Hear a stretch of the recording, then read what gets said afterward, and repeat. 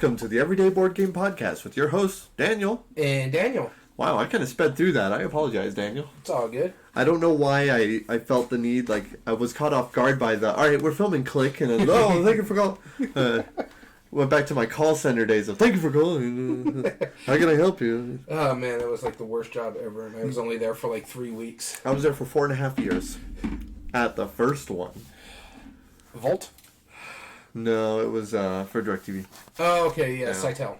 Yeah. We can say these names. They're not here anymore. That's true. They don't exist. So, I was looking through my list today. And before anything else, I just want to talk about this. I already know what my theme is along these lists, and that's the list of the new games. Hands down. I have about 4 or 5 new games to list. So, this one is list of new games. And also there's a couple drops and actually a couple climbs in here too, or a few drops and climbs, and a lot of new games. A lot of minor climbs for sure. Oh, we should talk about what we're talking about. Viewers at home, we just if jumped you don't right know into by it. now. That's right. I don't know why you would start on this one of all of them, but we are talking about our top 100 games of all time. This is our redo. Last time we did it was about 1.5 years ago. Right now, it is currently February in the middle of 2023. Actually, it's the last day of February. Yes, that's right. We only have one more day in February, which is awesome because I'm kind of tired of February. I'm tired of the wind. That's right. Because this is our windy season. We talked about this on our last episode that we're almost dying. I forgot to mention it to you. Not only am I dying, I just got over a sinus infection because of the wind. Oh, wow. And 2, we got to get a new roof. Oh, no. Yeah. Did you have damage? It threw a lot of our shingles off. Like, the skylight over our garage is just pretty much a bald patch. I found out that one of our local bookstores, the one over on, our really big bookstore. Mm-hmm. They're not a sponsor, so I don't want to say their name. The smaller one or the bigger one? The smaller of the 2 buildings, the roof caved in. Oh! And I drove by, they had to close up the whole store just because of it. Yeah. Well, at least it wasn't raining as well, so... Thank goodness. The books were pretty much safe. Here in New Mexico, this is simply called a haboob, which is basically a giant dust cloud. That wasn't even a haboob. I mean, we were getting tropical storm. We were getting gusts of 75. Yep. So, It was absolutely crazy. My wife told me it was a bad idea to fly the drone. I should have listened. No. It was a bad thing. So we're in talks. They're going to take care of it, our landlords, and they're in talks with their insurance to get it covered and everything. Yeah. But yeah, it just destroyed our roof. Yeah. And so they had people come over and look at it today. Well, I was in another city. No, yeah. I haven't even double-checked my roof, but I hope it's okay. It could have blown off the... It figures. Although, I do know, I have a trampoline in the backyard. It's not yours, I right? had a trampoline in the backyard. No, I'm just kidding. Well... Did the trampoline day. given to you as a gift as a win? No, it was never given. We bought it, but at one point, our neighbor, like me and my wife, we were just passed out. Like we were trying to relax as much as we could because our allergies were killing us. And we hear a knock and a ring doorbell, and we're like, "Oh no!" So we look at our phone because we have a camera, and we saw it was our neighbor. So I got ready, ran out there, and he was like, "Hey, you need to take care of your trampoline." I look over, and it's at a 45-degree angle on our fence, and I was like, "Oh, okay, yes, sir." And jump back there, tear it down. Yeah, it's been crazy. So I'm looking forward to a game night where we could. Speaking of game night, we actually played some fun games last week. That's right, we really did. In fact, this was your pick, right? Well, yeah, one of those games was already in my. Well, actually, 2 of those games were already in my top 100. Yep. And I believe one more is in one more is in this one. Yeah. And I was very excited to play one of them, and that might be the one that's on this list, right? It might be, All right. So we'll talk about it when we talk about it. Overall, fun list. But let's get into it. Today we're going to talk about number 40 through 21, our penultimate list. Yep. We're going to be going through these and talk about which ones they were, what their previous rankings were, and where they stand with us currently. Are you ready to get started? Yeah, I just wanted to mention real quick the 2 games that I was talking about that already were on the list was my number 66. So you might want to go look back and find out what that game was. And my number, I just had it, 51. Okay. I don't remember what either of those were. Yeah, well, I guess you have to go back and listen to I it. guess so. That is not happening. All right. Number 40. Let us begin. Yep. We'll start off with me. Okay. My number 40 is one of those ones that it's new to the list, technically, and I don't know why. Last time this happened, it was Azul Summer Pavilion. I was in a different one. Not this one right now. On the but my fast number list. 40, there was a previous one where we're like, okay, I think it was there because I picked like the best of the Azul, but I'm not sure. Yeah. Sure which one it is. This one I legitimately don't know why it wasn't on the list. Okay. Onitama. Yeah, that's weird. I've had that game for years. Yeah, you were the one that showed it. I even own a copy of it. Yep, but I don't know why it was never on the list before, but I found it today. Onitama. That is my number 40. I love this game. It's like it's like chess, but it's more strategic. No, it's there's not that many less pieces. strategic. There's not that many pieces either. No, it's not as complicated. But for some reason, I suck at chess, and I just don't have fun playing it. Yeah, I enjoy chess. I've never been good. I've never been good at it, but I've always enjoyed it. I was in a chess club when I was younger. So was I. Between off seasons, basically, I was like, all right, I'll do this. And Yeah. it was fun, enjoyable. But I think it was more because of the group I was with. Because this was back in middle school, and a lot of my friends were playing chess. So Yeah. When I was in chess, I was in elementary school, and I entered in a chess tournament with our club, and I got 6th place. I got a ribbon for it even. Well, it's funny. I entered a chess tournament in middle school, and it was like the day of the homecoming dance, and I lost in 3 moves. Oh, okay. I mean, I lost pretty quick too. But you haven't asked how many people were in that tournament. 6. 6. I still got a There ribbon. was actually like 20 some odd people in our tournament. Oh, Mr. Fancy Pants. Well, I won one game and lost the next one in 3 moves, so I was Right. able to go to the dance still. No, yeah. That was pretty fun. No, I didn't. I just never had fun playing chess. I respect it. I even ran a chess club when I was a teacher. Yeah. I still am, but at a previous school. I have a lot of respect for it. My son loves it. He loves playing it. I don't know. Well, There's that's because something your about son's it. smarter than you. It's true. He is. Significantly so. But there's something about it that I just don't enjoy. I don't know what it is about it. And I love abstract strategies. And Onitama is a great alternative for that. If you don't like chess for whatever reason, you might still like Onitama. Because that's definitely true for myself. Well, and it's also because it's a lot of open information, too. Yes. It's because you are beholden to the cards. Yes. And so what people don't know, there's a stack of cards, but you're only playing with 5 cards the entire time. You have 2 in front of you, there's 1 that's neutral, and there's 2 in front of your opponent.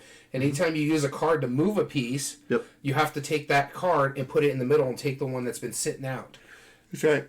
So using the cards, it's kind of like that drafting game that we played, that space one, where the cards you use gets drafted to the other players. I love that idea. That's such a cool, smart, brilliant mechanism that works really well, and it makes it really fascinating. There's certain cards that you want to hold on to for longer than not, but then when you use them, you know that your opponent's going to get them in 2 turns. It's brilliant. I love it. Onitama, that's my number 40. All right, my number 40 is a game that I haven't played in ages. For a reason. Is it Through the Ages? No, but on the brighter note here, it's been such a while, I wouldn't mind playing another system of this, because it is a campaign / legacy game. Okay. In fact, like I this. believe it is my favorite legacy game. And it moved up from number 98 to number 40. And again, I haven't played it. It's just how the game's lied. Because I think what it is like, every time it popped up, I was like, oh man, that was so much fun. And I just clicked on it. Mind you, I haven't played it about 2-3 years when I was living in the old place. Oh, wow. I think this is actually one of your favorite legacy games, too. You want to take a guess? Pandemic? No. One of my favorite. Charterstone? Nope.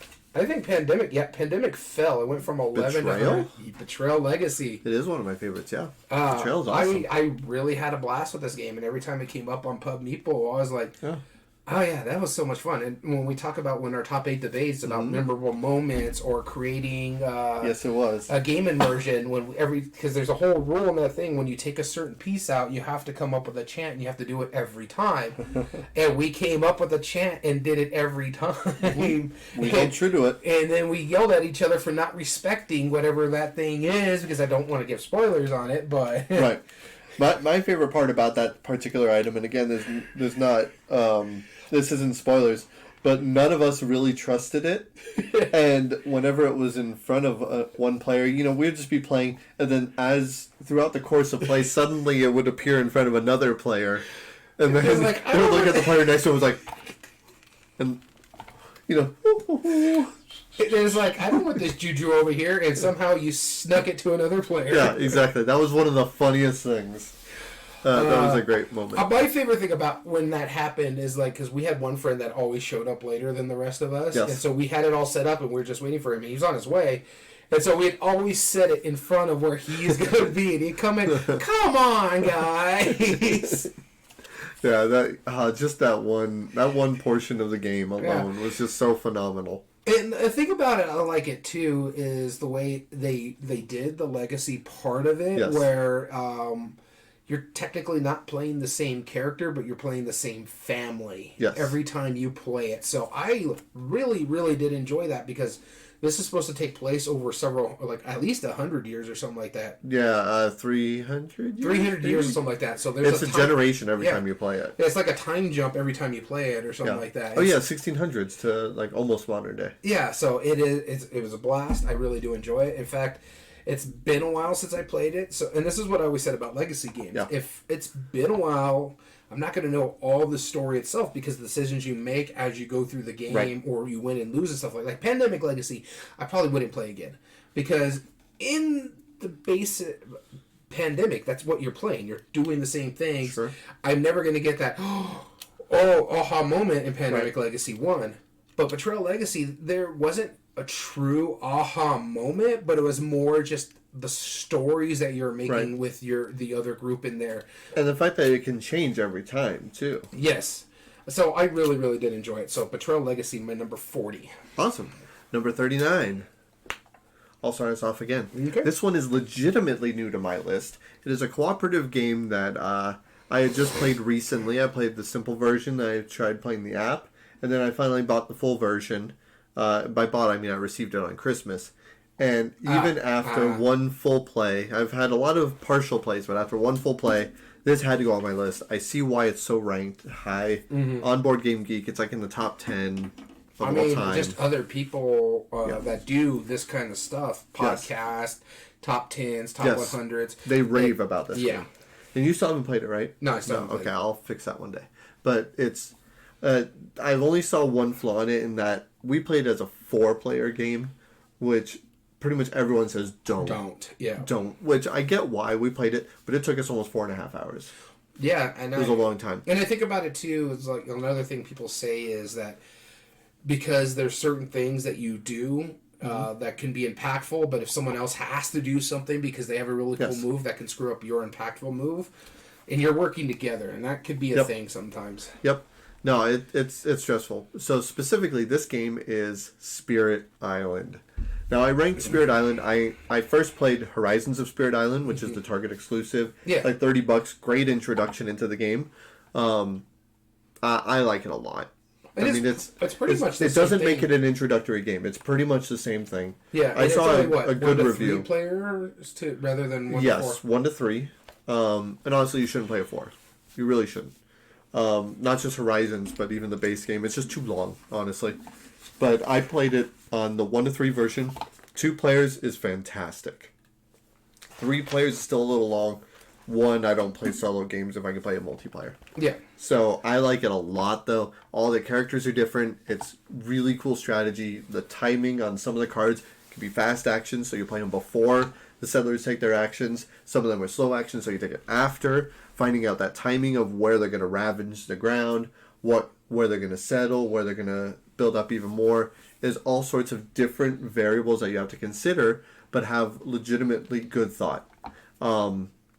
In a 4-player game, though, there would be...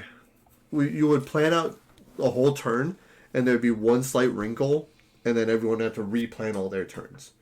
That's kind of the big thing. A mutual friend of ours, Jim, he ended up being very frustrated with that part of it, because he was like, okay, no. He was like, we spent 15 minutes on this turn, and I ended up not doing anything. Yeah. Because he just couldn't. Yeah. And he wasted his turn. And I get it. That's super frustrating. So, but it could have also been, the group, or could have been number of factors. Just because most of us were new to the game. Yeah. I was pretty familiar with it because I studied it. It was 3 new players to a game that this has a lot of headway to it. Right. And so I think that if I played it again with him as a 2-player only, he would appreciate it a lot more. But there you go. Spirit Island. I adore this game. I see why everyone is ranting about it. It's awesome. It jumped way up onto my list, number 39, after just a few plays. All right, so moving on to my number 39, I do want to, before we get to my 39, I want to mention the fact that we are sitting at this moment at 8 crossovers. 8 crossovers, that's right. And I bet on 15, and you bet on 10. 10, so I already know for a fact I'm losing that right now. Okay, well, that's good. So this is a new one to the list, and I hate the sequel to this one. Ooh, okay. I was not a fan I wouldn't say hate. I highly dislike the sequel to the point where I sold it because I'd rather play this version. This one is an economic game. That one hurts him because he knows I'm not a huge fan of economic games. No. It is a longer, not too long economic game, but it takes a lot longer than you would think. I don't think you could see it. I think it's buried. Well, yeah, you sold it. No, I sold the sequel. Yeah, I don't know. How's it going, Corrupt Senate? Yeah, this one is Raccoon Tycoon. Tycoon. Yeah, okay. Yep. I love everything about this game. Should have guessed that. You're either playing a card to gather some resources and increase the price of other resources. Mm-hmm. You're trying to sell resources as they're higher for you can get money to help you buy different companies, in a sense, like Top Dog or Fat Cat, because you're trying to get a whole different set of those for every one. It gives you more money. You're also trying to buy stations, I believe. So there's a lot going on in this game that is so much fun, in a sense, or like quite fun. The only and the bidding on it is really good. I forgot to mention that. The bidding is fantastic in that game. But what I really, really enjoy about this game is that it's so simple. Yes. Lizard Wizard made something that's so simple, so good, and made it ridiculous. You have a little push your luck. You have which only take 2 hits and you're done. So there's not that much push your luck. Then you have to combo this with this to get these points. You have 2 different currencies in there. One to help you get this thing, and another currency to help you get spells and stuff like that. At that point, I was just like, I'm done. We didn't even finish the game. We were just like, no, let's just call it. You won, whatever. Because 3 hours later, we're still just miserable. Yeah. Whereas Raccoon Tycoon, I played that a few times, and once you get going, it goes faster. But the first couple times I played it, it took an hour and a half or so like that. Yeah. But economic games can be longer. Sure. But this one, once you get going and you know what you're doing, it plays pretty quickly. Like the third or fourth time I played it, it was under an hour. Yeah, and this is proof that Euro games and economic games can be pretty too. Oh, yeah. It's really well done. It's got some great art and stuff like that. I think highly of it. But it's funny because I really love Raccoon Tycoon. But Wizard Lizard, hurt me. Well, not hurt me, but I didn't like it. It upset you, yeah. Yeah, it upset me. That's the word I was looking for. To the point where I was like, after I played Lizard Wizard, I actually backed out of Mosaic.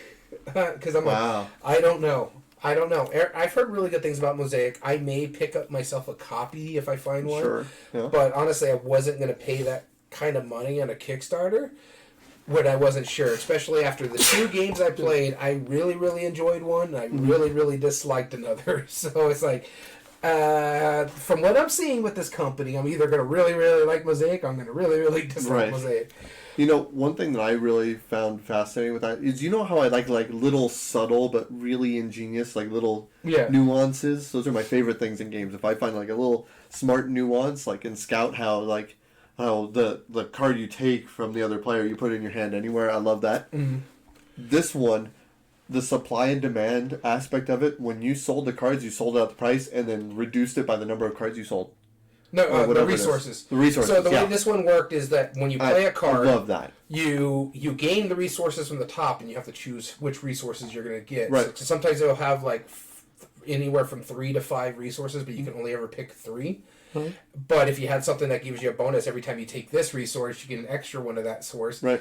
And I love that. But on the bottom part of the card, it raises the economic demand of certain items. And then on your next turn, you're like, okay, I got enough of these. I'll sell these, which then lowers the demand for them. It's actually the demand. That's the best part.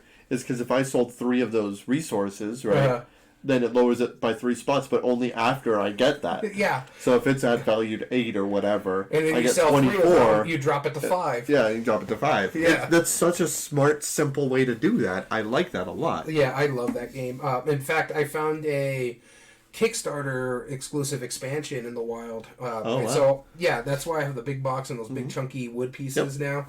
Because I got it for a birthday gift that my wife gave me because I've been really wanting to play it. And I'm like, man, I really loved it. And when we did one of our sell runs, I found it in the third one of Bookman's. And I was like, yeah, give me that. I'll take that right now. 100%. Now, if I ever find a used copy of it, I'll probably pick it up. I liked it a lot. It was good. Really good. All right, our number 38. And yes, we are here this week, Corrupt. Thank goodness. Last week we were here, but we were just early. And it's funny because we're trying to get this done because in 2 weeks both of us have to be gone. I'm going to be in California and you're going to be up at a cabin. Yep. Who's starting me? In the woods. Yep. Yeah. I'll lend you $5. Speaking of betrayal. Oh yeah, can I borrow $5? That'd be great. All right, so my number 38 is another new one to the list. In fact, this is relatively new too.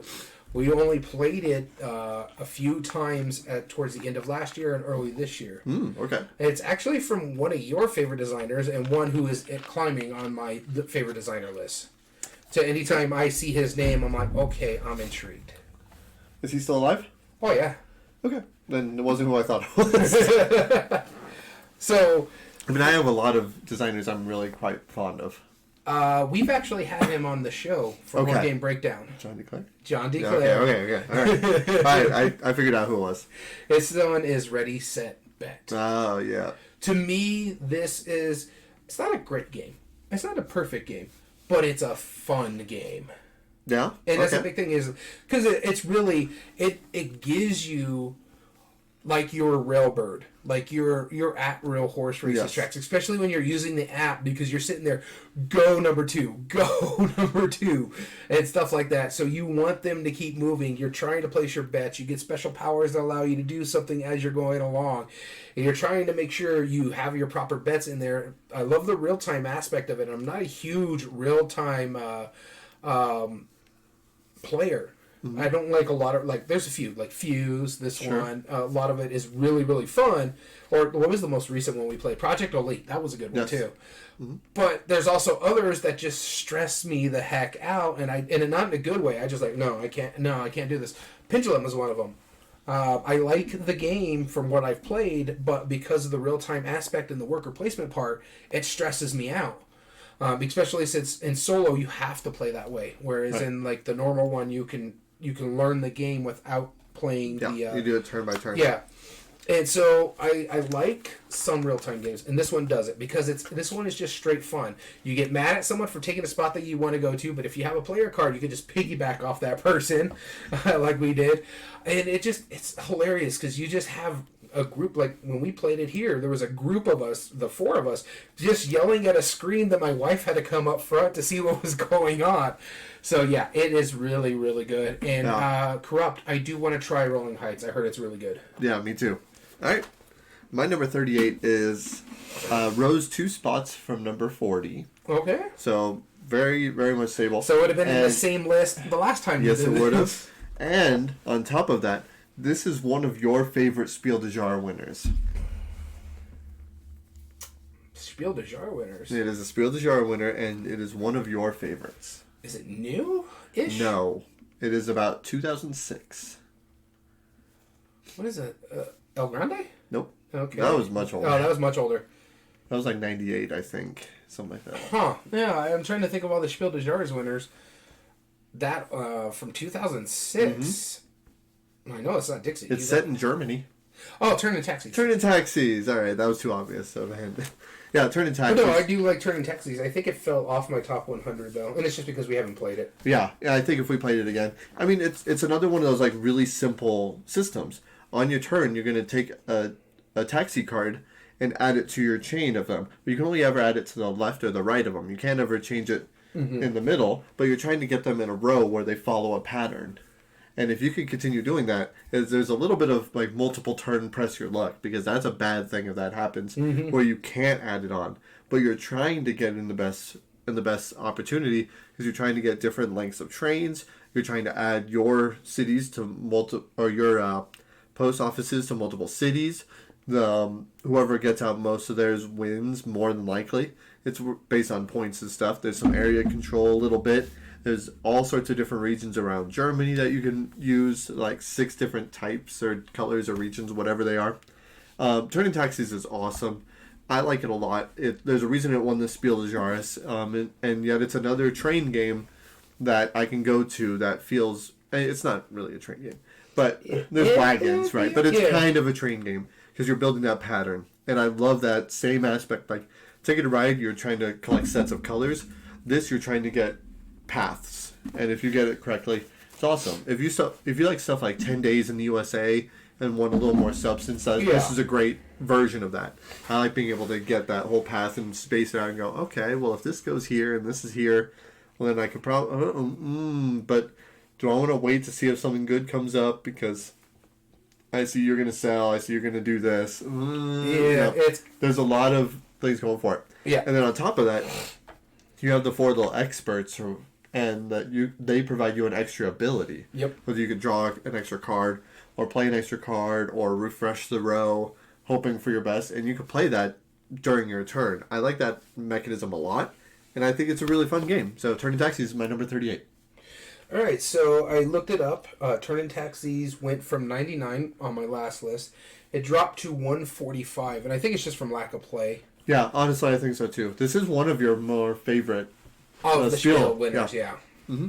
You like quite a few. But honestly... This is one that I think surprised you a lot. I remember originally, statistic-wise, I said 44 new games made it to the list, which means there was a lot of tumbling and a lot of games falling out of the list. Yep. For this to only fall from 99 to 145 is not that bad. Yeah. Although... the expansion had one of the silliest inserts I've ever seen. Do you remember that one? Yeah. There was a single board. It was like a full-size game box. And it was, half thickness, but same full size. Had a board, so that needed the size of the box. But then you take off the board, and there's a single well for half-size cards in the middle of the insert. That's it. It was just a tiny pack of cards. It was so ridiculous. And that was a really expensive expansion, too. Yeah. They were super out of print. Yeah. Anyway, Turning Taxis, number 38. I love it.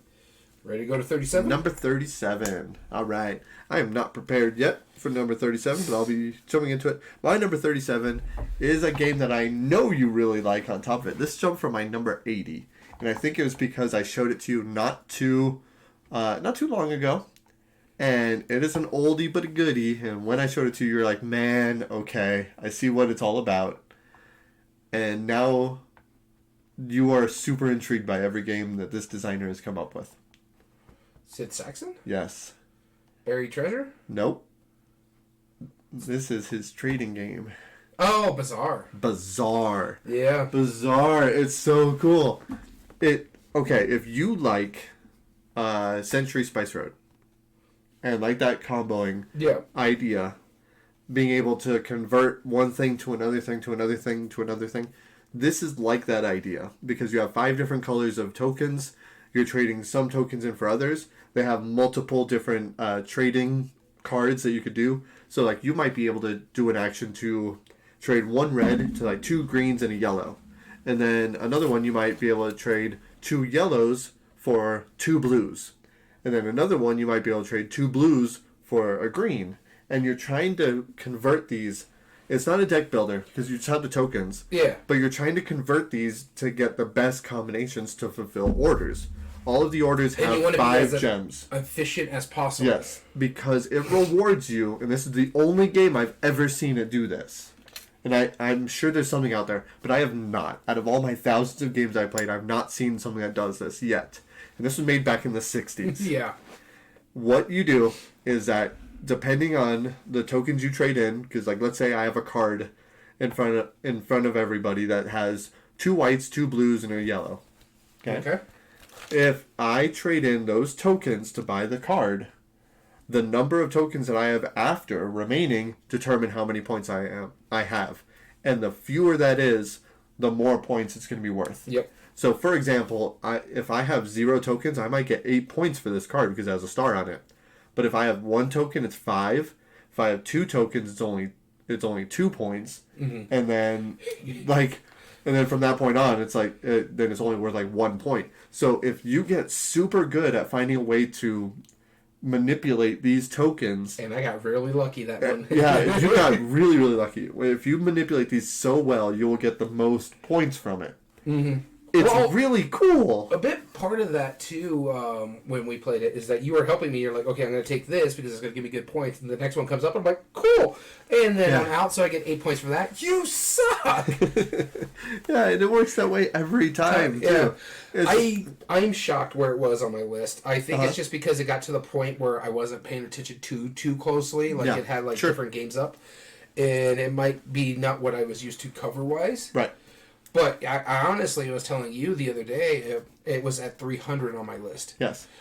I honestly think if I redid this and paid closer attention to like the middle of the road stuff, it would be higher. It'd probably be my highest at Saxon game. That's how much I really, really enjoyed it. It's between this and Can't Stop. Fun. They were really close. Yeah, Can't Stop is also really good. I mean, this is one of those things that now we are at the point where you almost have played enough games where we could do a top 8 debate for it.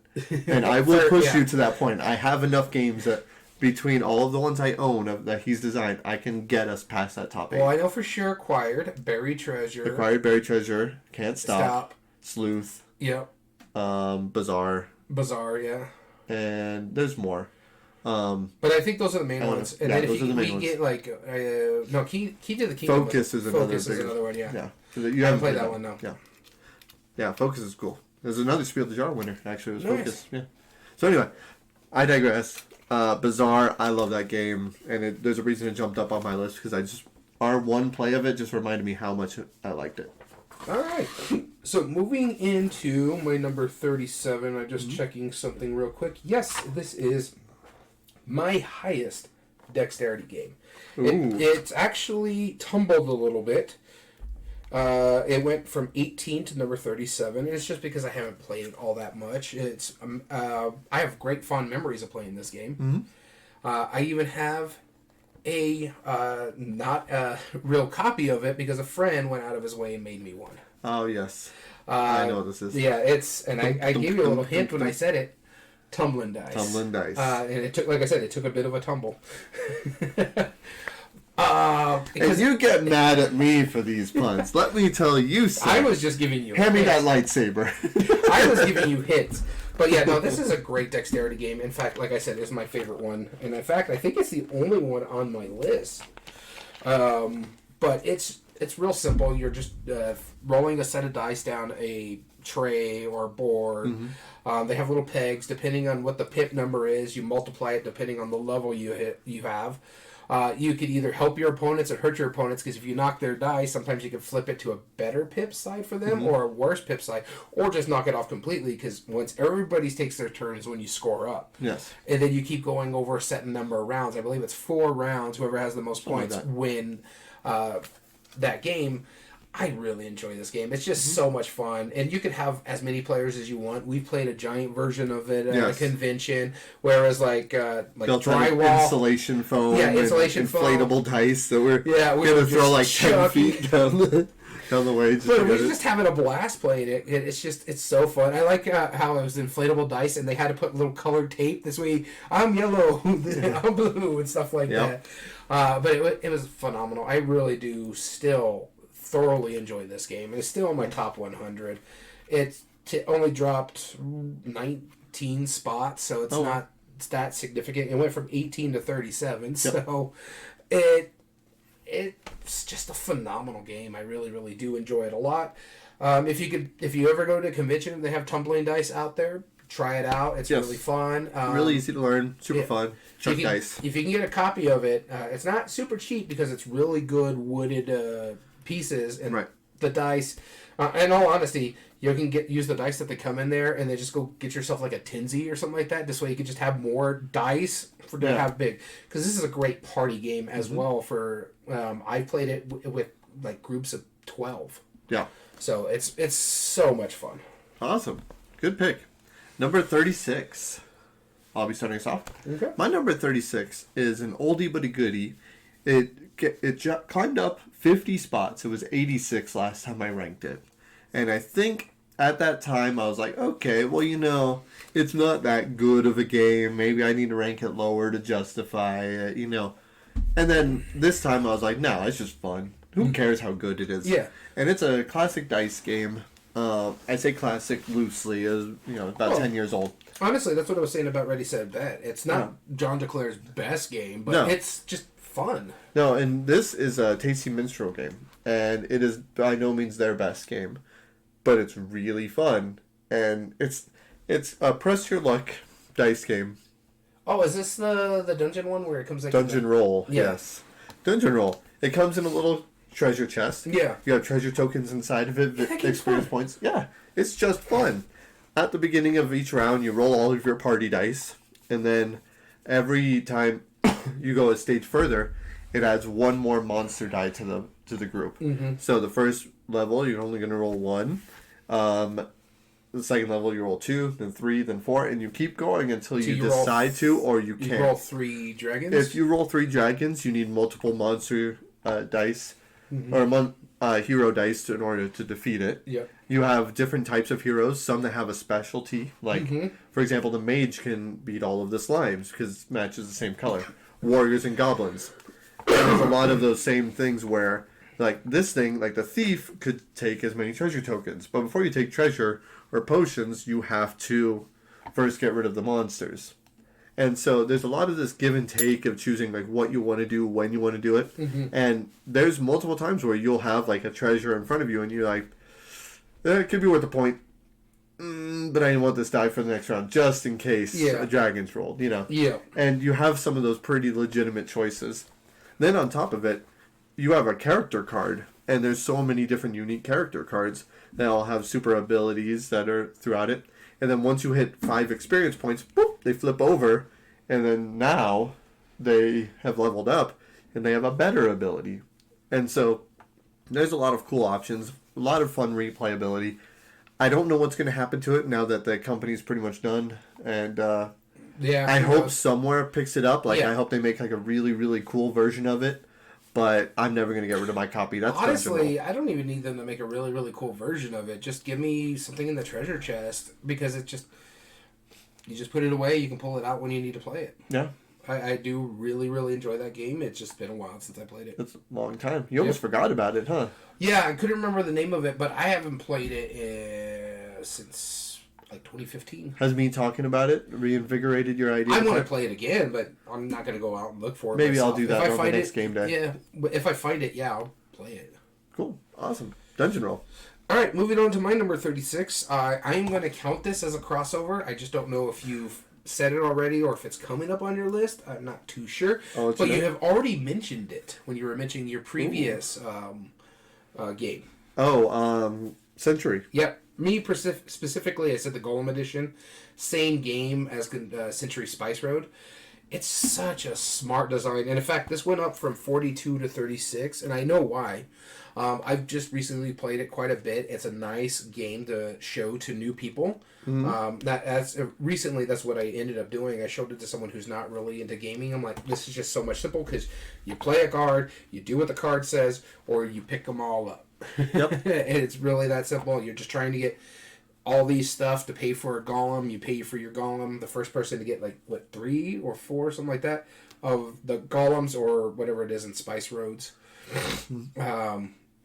wins. Or it triggers it. What's that term? Caravan. I knew it had a I knew van was in it. Yeah. So Cavernous. It's such a good game. It's real simple. It's easy to teach. You can combine it with all the other Century Roads. But you and me kept going back and forth. It's we don't know which one we like the most. Mm-hmm. And then I played this one recently. I played the other two not too recently, but recently enough where I was like, no, this is just, it's so simple to play. Yes. It's just boom, boom, boom, done. It's all quick turns. It's phenomenally designed. It's probably one of the best designed games you can own for as simple as it is. Yep.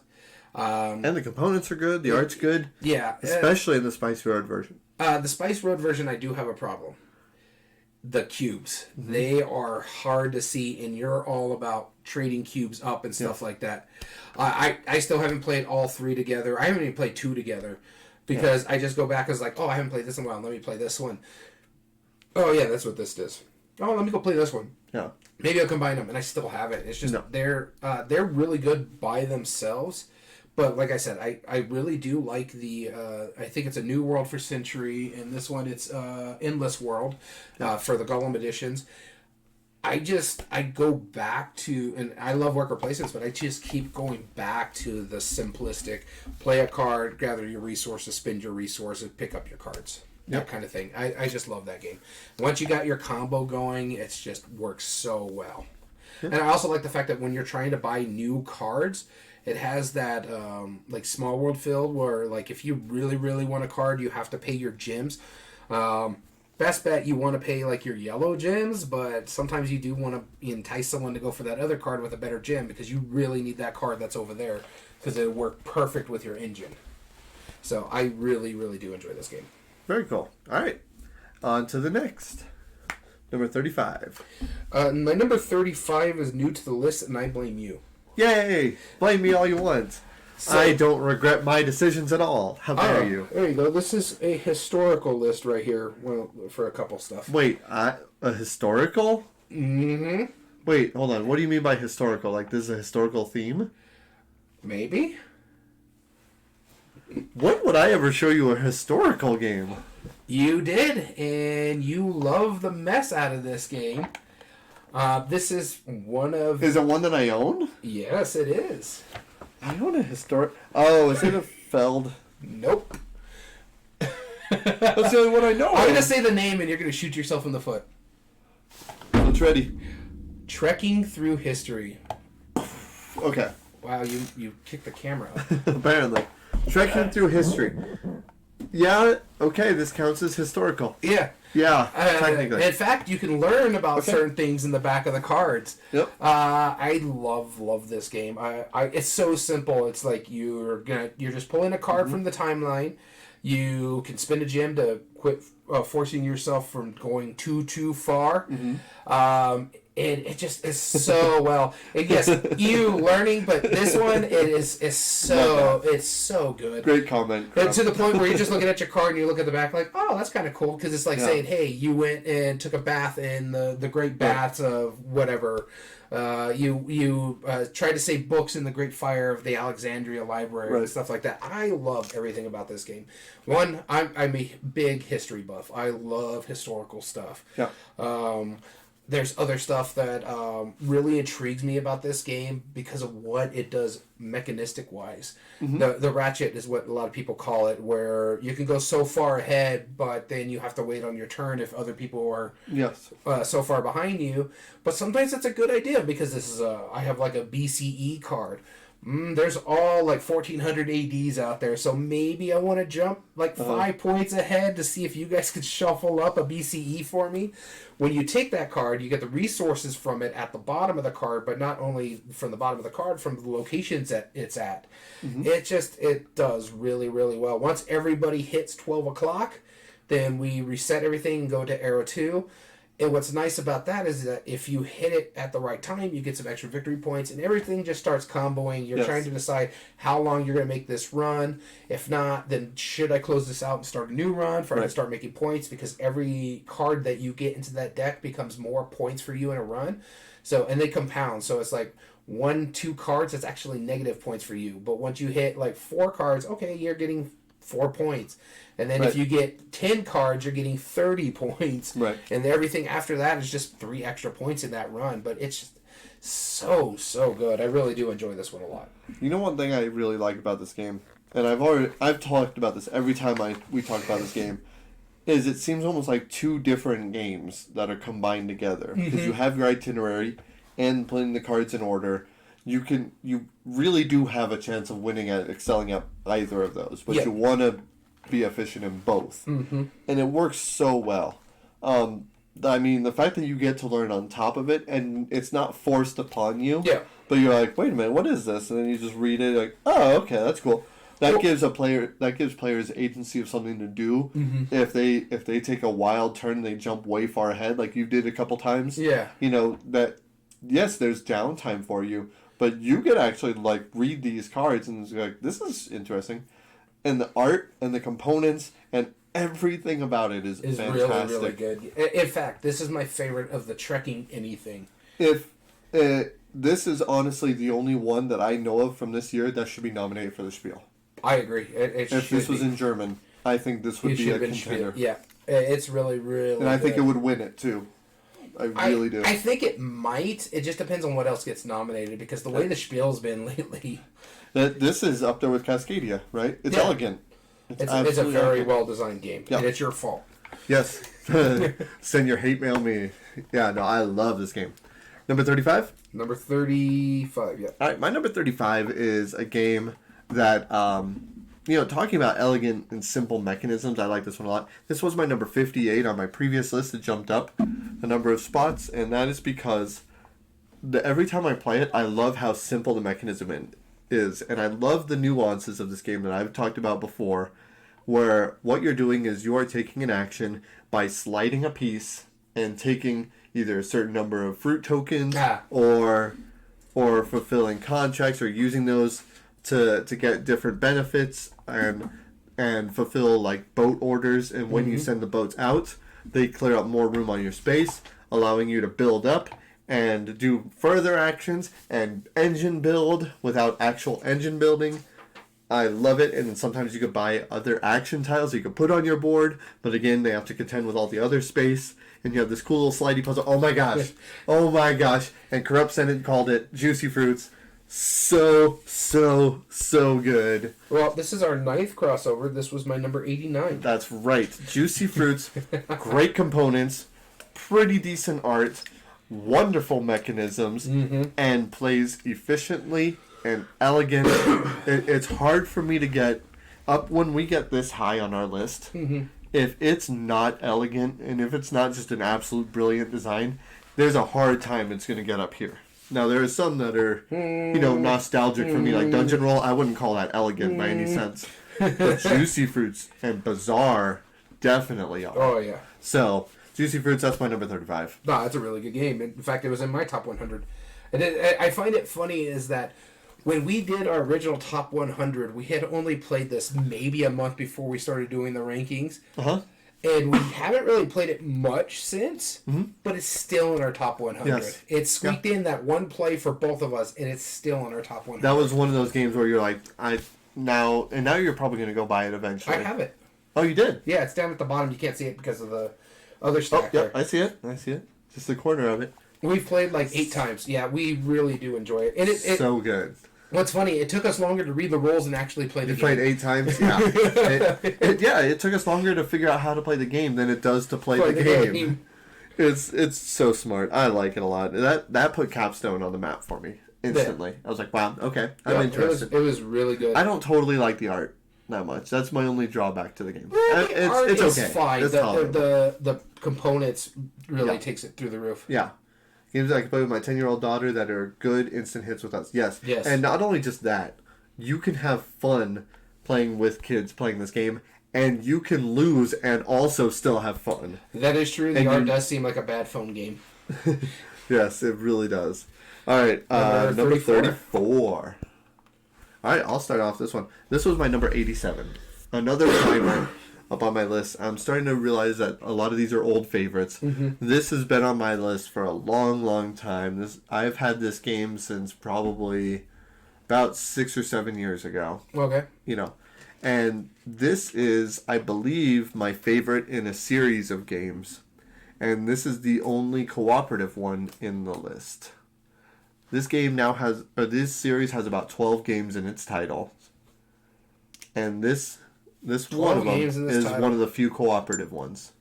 I think it's definitely only cooperative game.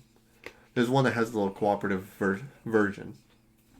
Is it the Oni series? Nope. No, okay. It's not in the Oni series. Tiny Epic? Tiny Epic, yep. Okay, So which one is it? Which one is it? Tiny Epic Quest. Defenders. Oh, Corrupt, you're on the ball today. Defenders, yeah. Yeah, Tiny Epic Defenders. This is the one. That's the one that I always forget about in Tiny Epic. Yes. And there's something about it. Like, this is what I think Scott Olms excels at, is because it is one of those things where, yes, you have a number of actions on your turn. Yes, you have a bunch of cards flipping over that are bad things. All of these stuff are true. But the fact is that your action cards, the player's action cards, and the bad cards are all shuffled into the same deck. And every round it gets to that deck, you add another bad card to it, and you have to deal with it even more. And that little bit of acceleration and build up every single time as your actions get fewer and fewer in between all of the bad ones. But the fact is that you know what's coming up. You're like, okay, well, I know my actions will probably come up pretty soon, but I know that we still have like 3 cards that are going to hit this desert.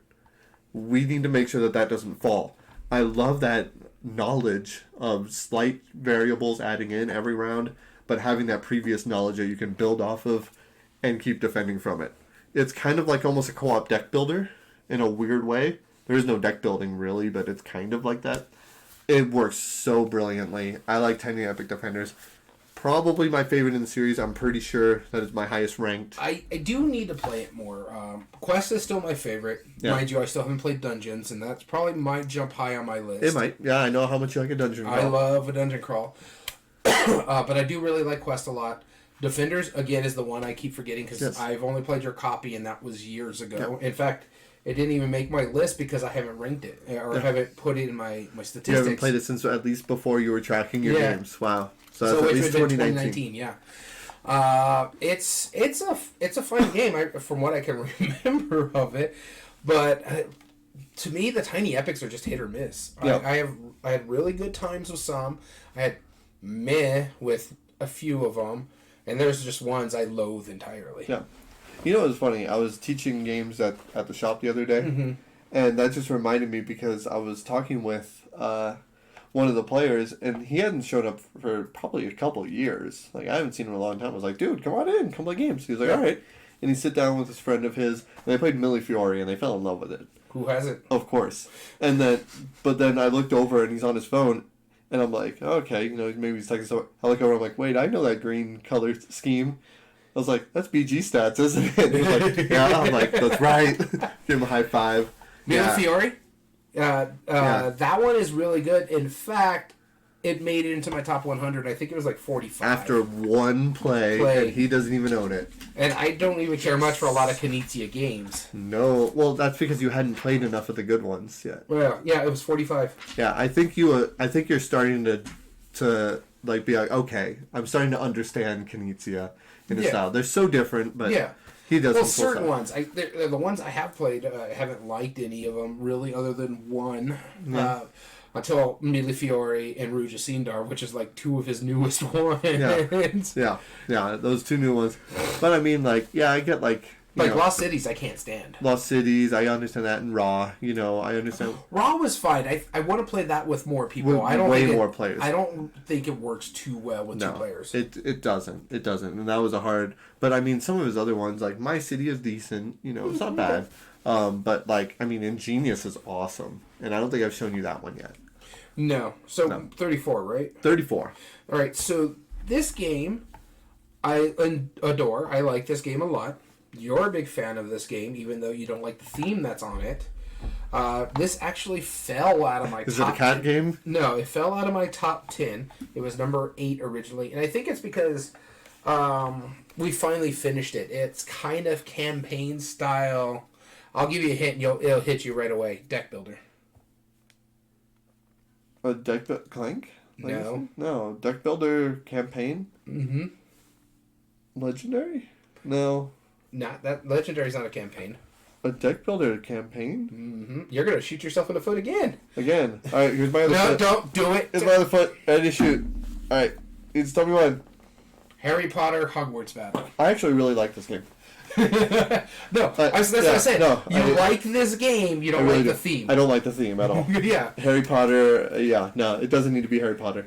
That's why Toy Story Obstacles and Adventures is essentially the same game, but slightly cleaner and way better because it's Toy Story. I don't know. I really love the expansions that they came out with for Hogwarts Battle. So, like, if they move those into Toy Stories, they'd be great. Yes. But the two expansions really made it better. Mm-hmm. Now, it's still ridiculously tough, especially the monsters. It's like Charms and Potions and the Monster Book of Monsters expansion.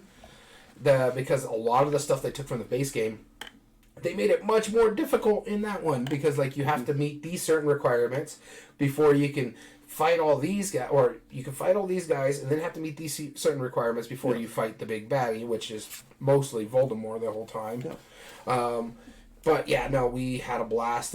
Me and our friends that I go hang out with. This is one of the campaign games that we just played together. We went through the entire first thing when they announced the first expansion. I bought it. I picked up the second expansion. We just played through the mess of it. I do like it. There's campaign games that are better. There's deck builders that are better. I don't know if I have one. Oh, I do have one higher just on this list too. A deck builder campaign? Not a campaign, but I'm saying like it does well what it does. Yeah. But there's campaigns that are better than this. Yes. Oh yeah. There's deck builders that are better than this. That's why it took a bit of a tumble. Even though I played the mess out of it, like I said, it fell out of the top 10. It's a very specific amount of time that you want to play it. Yeah, exactly. Or a very specific time. A big thing about it too is I'm not a fan of screen caps, and this is what all this game is. It's screen caps from the movies rather than their own art. But it's still really fun. I had a good time playing it with our friends, and my wife really enjoyed it. She's a huge Harry Potter nut. I thought I liked Harry Potter. No, she's a bigger nut towards it. So yeah, I thought you liked it too. Yeah, no, I do enjoy it, but not the way my wife does. So, and our friends are really big fans of it too. Their kids are really into it. So, Harry Potter Hogwarts Battle. All right, very cool. This is our number 33? Our number 33s. All right. To me. My number 33, you're going to be really happy about this one. I already am. It jumped up 57. Ooh. And now it's at 33. It is a small little card game. Okay. About card shedding / deck building. Is this a Game Right game? Yes, it is. Is this a female designer? Yes, it is. Ooh. I do like this one a lot. This is Abandon All Artichokes. That's right. This moved up, and a big part of it too is the same friends I was talking about with Hogwarts Battles. Mm-hmm. She really enjoys the wife of that group. Really enjoys this game. Mm-hmm. So every chance we get, we'll bust it out every now and then. I am in fact planning to take it with us when we go into the Cali trip. This way we can play that as a group as well. Oh sure, yeah. And so it's just because it's such a small game. It doesn't take a big footprint, and it's good. You have basically a handful of artichokes, 10 cards of artichokes. Your whole goal is to shed enough of these artichokes that when you draw up and only have a hand of other vegetables, you win the game. And the way you do that is you have to refresh the garden roll, right? Mm-hmm. Yeah, you refresh the garden roll. You pick one of those, you use its power. Harvest it. Yep. Harvest it. You use its power, and if you have other cards in your hand, you can play those as well. Because with this one in the deck building, they go into your hand rather than into the discard pile. Right. Then you play all the cards in your hand, do their special powers, which should allow you to get artichokes, or you pick another player, and both of those are artichokes, you compost. So yeah, sometimes you're helping another player, but you kind of play around, or there's others that allow you to get rid of artichokes, and then you can, but then you have to go put it in your opponent's discard pile. What was this one? It is such a good game. I really, really do enjoy this one a lot. So, Abandon All Artichokes. This is my 144. 144. Nice. This was up there. That's legitimately good, especially since you had to rank 800 games. Yeah. It was almost just barely did. Mm-hmm. All right, my number 33 was my number 38 last time. So it's climbed a little. Yep, climbed it a little bit, and I remember I went to the Gamma trade show a number of years ago. This was, I think, my first year, and I remember I watched this a presentation for this game. And I was very excited because this designer created one of my favorite cooperative games of all time. And now he was making a new cooperative game. Completely different theme, different mechanisms. Designer is Matt Leacock? Nope. Oh, okay. He's a good friend of ours, friend of the podcast. He's been on our show before. And, just think about it. And he created this brand new theme game, different mechanisms. It's a press your luck dice game, cooperative. Is it John DeClaire? No. He's one of the most energetic, fun people to talk to. And his wife is amazing as well. Yeah, no, I was going to say it's, this is Hot Shots. Hot Shots. Yeah, so Justin DeWitt, he's our designer. Cool guy, friend of the podcast. If I was like, once you said cool, energetic, I'm like, oh, I know who this is. Yeah. Now I have to run through the list of games. Justin DeWitt. Where's the co-op He originally made Castle Panic. Yeah. Hot Shots is it's not a sequel in any sense, but it is a cooperative game that he also designed, where you are working together to try and put out a forest fire before too much damage has wreaked havoc around there. There's so much to consider, and imagine his energy. It was magic watching him present. He was standing in front of a whole crowd of people. He was like, and if that wasn't good enough, then you have to press your luck, hoping to roll the combinations. If you roll enough of them on here, then you get to put out some of the fire. But you'll notice that there is a fire number on the top of each tile. Those, when that gets that, it completely burns. You can take a guess what those red arrows mean. And look at that. That's a propane tank. And there's red arrows on every side. Thank you for guessing what that is. If you think you know what it is, you're probably right.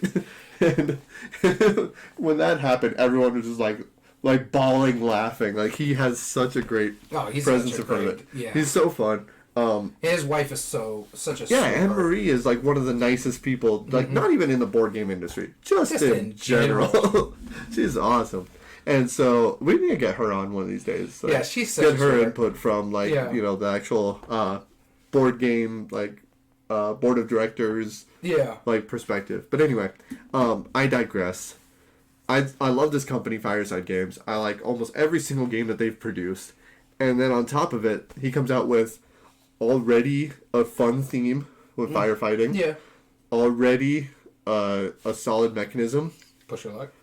Which, I never thought push your luck cooperative push your luck is so intense. Yeah, and it works so well because you're you roll the dice and you're like, oh no, if I roll one more and I can't do this. Yeah. And everyone's like, it's your roll, man. Yeah. And you're like, my only thing is, it's so cool. I really, really enjoyed this game, but my wife wasn't a fan. My wife doesn't like a lot of luck games in general, like dice rolling co-op stuff. I get that. She's fine with push your luck to an extent, but this one she wasn't enamored with it. I'm like, there's no point in me keeping it because I could just play your copy. Right. Well, this I equate to Elder Sign, right? Yeah. If you liked Elder Sign, there's a chance you might like this, but honestly, I feel there is significantly more tension in this one than there is in Elder Sign. Yeah. I like Elder Sign a lot too. So do I. But this is just to the point. This is another top 100. Yeah. Both of ours. Yep, Hot Shots, that's my number 34. Or 33, sorry. Nice. Moving to our number 32. 32. This is another top 10 fall. Oh, no.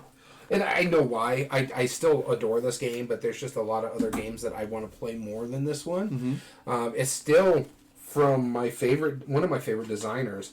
It fell. And yeah, this is his highest game on my list, and it's a part of it. It's just because I haven't played it in such a long time. I played its pseudo sequel more recently, and I like what that one does. In fact, you got them too. His newest stuff that finally starting to get to us. Mm-hmm. This is Stefan Feld. Yep. You probably know what this game is. Describe it again. I'm sorry. You said this is one of your favorite of his? Yep. In fact, it was my number 10 last time we did this. Castles of Burgundy? Yep. Wow, you hate this game now. It fell.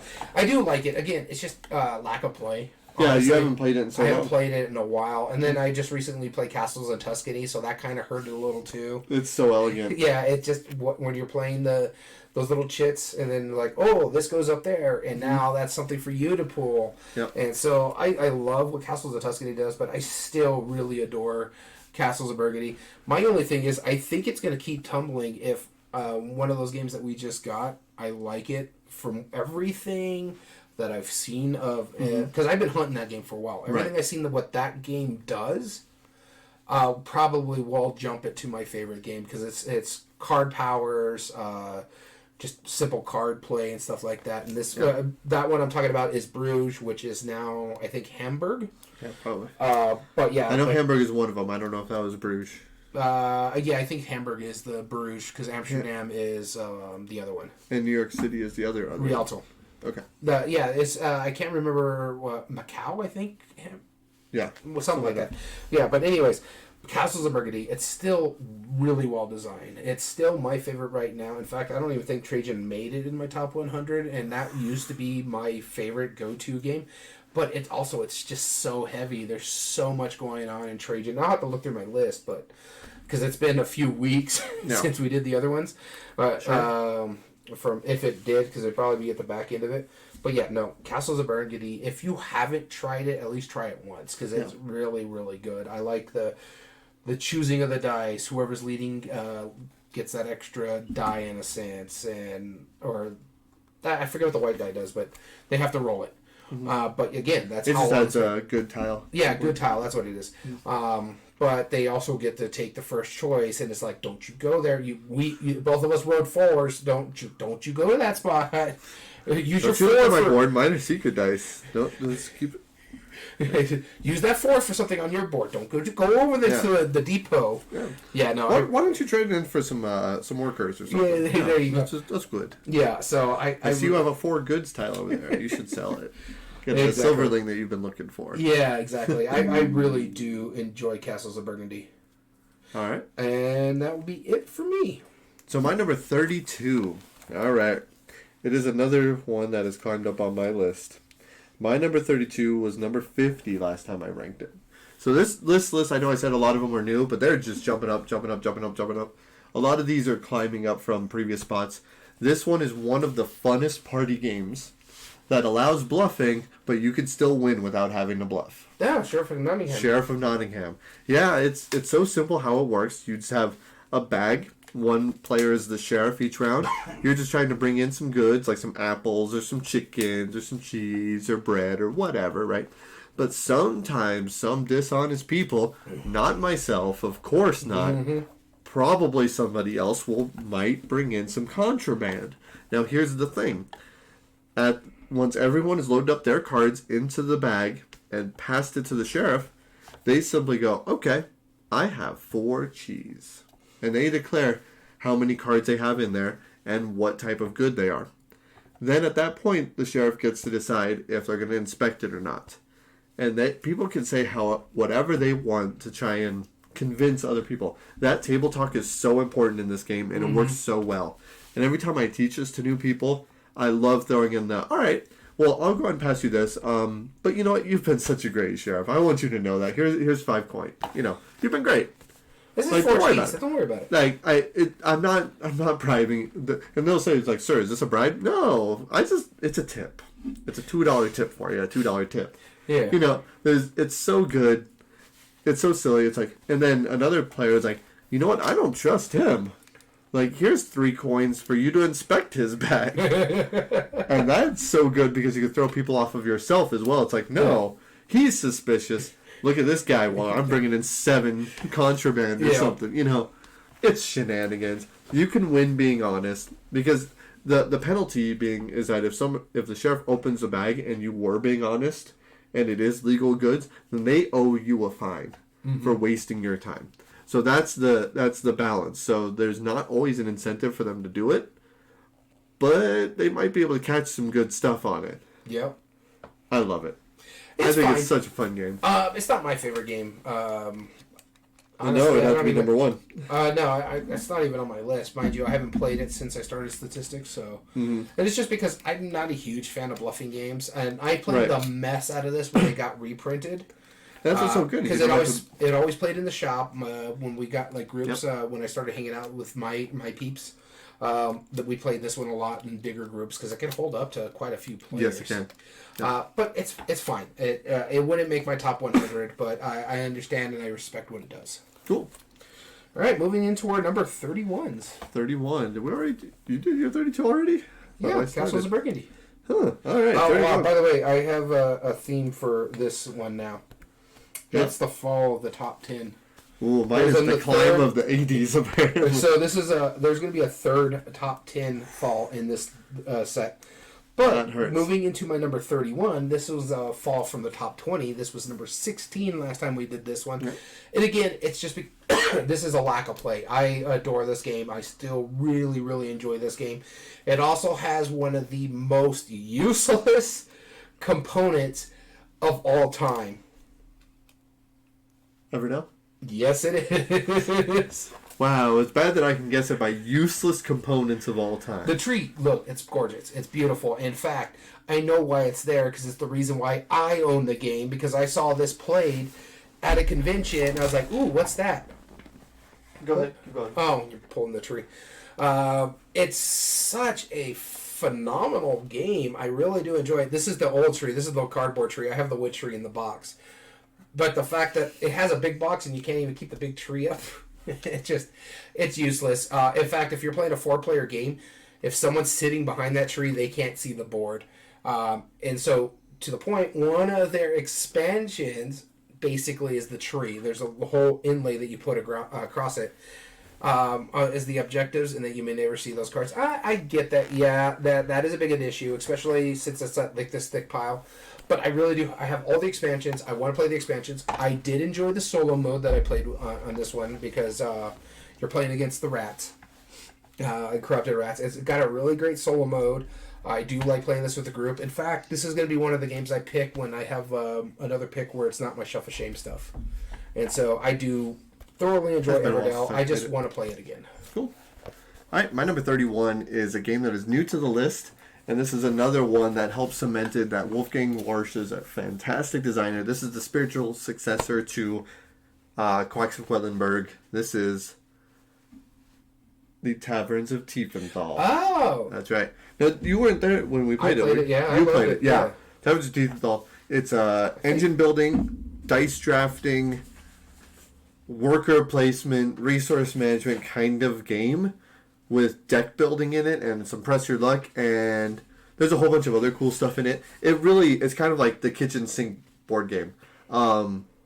Like, you have to play, there's so much stuff going on, and I wouldn't play this with brand new gamers because there's just too much upkeep to really go with it. Yeah. But once you get the hang of it, if you're playing it with an experienced group, it flows really well. It's a smart game. Everything you do has a lot of fun. Oh yeah. Have yet to play it like the expert mode with the schnapps. I don't think I've played that, but I've only played ever the basic mode, and I've actually played it only once. Yeah, and yet it's already this high. It was my 132. 132, yeah. So it was almost there, right on the edge. But yeah, Taverns of Tiefenthal. We're going super long on these descriptions, but I love the dice drafting. I like the mechanisms in it. I like the engine building. The only thing I don't like about it is how many little bits and bobs that you have to do to build the board. Yeah. That's kind of annoying, but other than that, I mean, it's fine. Yeah, no, it took us a little while to figure it out, and then once we started going, we really, really enjoyed this game a lot. Yeah, the whole group was just enamored with it halfway through it. Our number 30, halfway through this list. Number 30. Here we go. My number 30 is... We're giggling. You might notice a cut in the video. Sorry. Yeah. But my number 30 is an economic city building game where you have a 4x4 grid. You have arrow tokens. Number from 1 to 4. You are trying to draft tiles. And one thing I really like about this is quadropolis, by the way. That mechanism is so cool because if you put down a number 3, the direction that you're pointing, the third tile is the one that you want to take. Yeah. And you only have a 1, a 2, and a 3, and a 4. And since it plays up to 4 players, every spot around the board will be filled, which is pretty fun. And there might be a time where you're forced to try and take a tile that no longer exists in there because everybody else planned it pretty nicely or did some hate drafting for you. It's a cool mechanism. But then on top of that, the way the buildings score in different ways, like you're getting a combination of people and you're getting energy from some of the tiles. Some of them need people and or energy to run and to score properly and just do a bunch of other really cool functions. There's a lot of neat things going on with it that generally I really like a lot of the things it's doing. Mm-hmm. And I don't tend to like Civ games or city building games all that much. Like I'm okay with them. They're not my least favorite mechanism, but I like them just fine. Mm-hmm. And this one excels above the rest. So my number 30, jumping up from number 28 from my last list. or jumping down from number 28 by 2 spots. That is Quadropolis. All right, so my number 30, talk about a climb here. This was 107 last time I ranked it. And I said this was going to happen because of an expansion. This is the second of the 3 games we've talked about that is worker placement / deck building. Yes. The third one didn't make my list. The first one we've already talked about. This one is Lost Ruins of Arnak.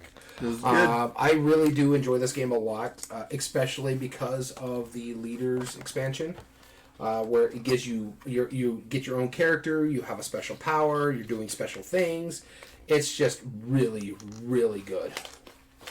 Better than Dune. Yes. I prefer Dune base to base. I won't speak for him, but yes, it is.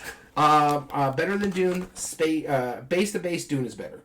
But because of what this expansion did, it just knocked it out of the park for me. Just because I love the variable player powers, and I know you started it with Dune, but it seems so much more elegant in this one because depending on who you're at, they have like these really cool things. So there's one guy that always has one fear. He's working through his fear to get it through. You have like the Baroness or whatever her thing is. So she has a card that you can actually get rid of out of your deck, and it always comes back to you. No matter what. It could be, because sometimes it tells you lose a card. Even if you lose it, it comes back to you. She's all about like getting money and resources and stuff like that. It's just phenomenal. You played a character that had a falcon. And your falcon can go wherever you want on certain things. So like when you're moving it around on your own personal board. I just think the expansion itself is what set it through the roof. I honestly don't care if they give me another expansion just because this one did what it needed to do. I do give you more content, did it well, give you a lot of variability, a lot of playing fun. If I play Dune, and I know it's going to be one of my picks this year to play it again because I want to play the expansions. I own both expansions, so I want to see expansion to expansion if Dune jumps back up or if Lost Ruins of Arnak, just based on that one expansion, jump it for me. Makes sense. Cool. So which were number 29? Number 29. And I'll be starting us off. My number 29 climbed hugely from 29 last year. It stayed exactly in the same place. And this is one of the few card games that has no theme on it. It is absolutely just using a deck of cards. But there is a board. There's a board, but you're using a deck of cards? Yep. Lost Cities? Nope. It's a scoreboard. Oh, it's 2-player only card game. Yeah. There's a 3-player variant. No, it's not Pinocchio. What? Okay, Cribbage. Cribbage. It is the best 2-player card game, hands down, and probably my favorite of all time card games. There's something about it that it has a little bit of everything. If you like Gin Rummy, there's some set collections because you're trying to get pairs and all those stuff. If you like poker, there's a little bit of Texas or 7-card draw in it because you decide what cards go in the cribbage. If you like stuff like blackjack or trick taking, then there's a little bit of going back and forth as you're playing the cards, trying to slowly climb up to the number 31, but then scoring points along the way. It's called pegging. The scoreboard is synonymous with the game, and that's because yeah. We should censor that in the final videos. It's called pegging. And then the scoreboard is synonymous with the game because of the pegs that are inside the little drilled holes. You're moving them along as you're doing it. It's a really easy way to count since each of the holes are in groups of 5. You'd be like, all right, I scored 10 points, so I'm in the first position. I'll jump in the first position 2 spots ahead. Easy. And you're doing this leapfrog mechanism. I like it a lot. The scoreboard, and you can find like deluxe ones, you can find cool ones. I saw a wood one, I think, over here. Yeah. And then just get yourself a really nice deck of cards. Brilliant. You have an amazing game. And the 3-player game, I've played it before, and it's decent, Do you know how the 3-player works? No. So I barely know how the 2-player works. So the 2-player, you each get 6 cards. You each pitch 2, and you go with the 4, and that creates another 4-card hand for the player who dealt. In a 3-player, everyone gets 5 cards instead, and then you pitch only 1 card to the crib, and then a 4th card gets added in for the dealer. So becomes 4-4 for everybody. Okay. So it works. Pegging still works, but it's in a circle versus on the 3 players versus back and forth. I like everything about this game. It has a little bit of everything. Good tension, good time frame, and a lot of strategy going into it. And one of my favorite things about it is that if you get a 3 of a kind, you don't just get a little bit more points. No, you score 2 points for every pair you have. It's hilarious because the pair that you have, you score 2 points for each one. But if you have a 3 of a kind, that's 3 pairs technically. Pair of 2 6s, then another 2 6s, then another 2 6s, and a triangle. You actually have 6 points. So it's pretty awesome. I like it a lot. But overall, cribbage, my number 29. All right, my number 29 is our 10th crossover today. This not on this list. You had it earlier on your list, but I do enjoy this game a lot to the point where I want to pick up a copy for myself. I really, really do.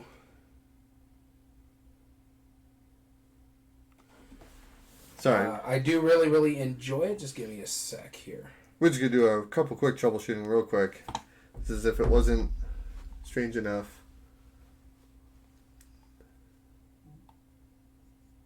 We're just double checking that everything's working. I was just notified by one of our moderators that it's having trouble. Yeah, I don't know. It's not showing up on my end. Try refreshing your page. Just in case. Man, I'm really going to have to do some editing in this one. Yeah, it's playing. Yeah, it's playing. Yeah. Okay. Cool. All right. Yeah, I don't know why. We were just told there was some issues, so I'm going to restart this. Yep. My number 29 is a game that was already on your list. This is our 10th crossover today. Or not today, but in the entire top 100. So, from what I'm seeing here and what I know what's coming up in the other list, I'm out. But this one you've already talked about. I think it was in your 60 range. This is a nice little card game, really small. I do want to pick up a copy for myself. This one is The Bloody Inn. I really adored this game. Yeah. It's been really, really good. That one play that I had, I almost bought myself a copy not too long ago. I really do enjoy it. It's been really, really fun. It's really simple. You talked about it earlier. The fact that you're playing cards out. You're trying to get guests to either pay you money or you're actually trying to put them in the ground and do different stuff. It's very morbid theme, which I adore. I love morbid themes. So this is our next crossover, And this right? is our next crossover. Nice. That's why I said this is the 10th crossover here. This is The Bloody Inn. Very good. All right. Our number 28. We are trudging along. Mm-hmm. All right. We'll Starting with me. This is another new one to the list. This is relatively new because I got this game at Christmas. Ooh, wow. and That's brand new. But I liked everything about it. I've played it twice since then, and including I bought the expansion for it. It's a very cool animal game. This is Endangered. I really dig this game. Climbed. Yeah, it climbed. And it's funny because it's like after that one play, it climbed on my list.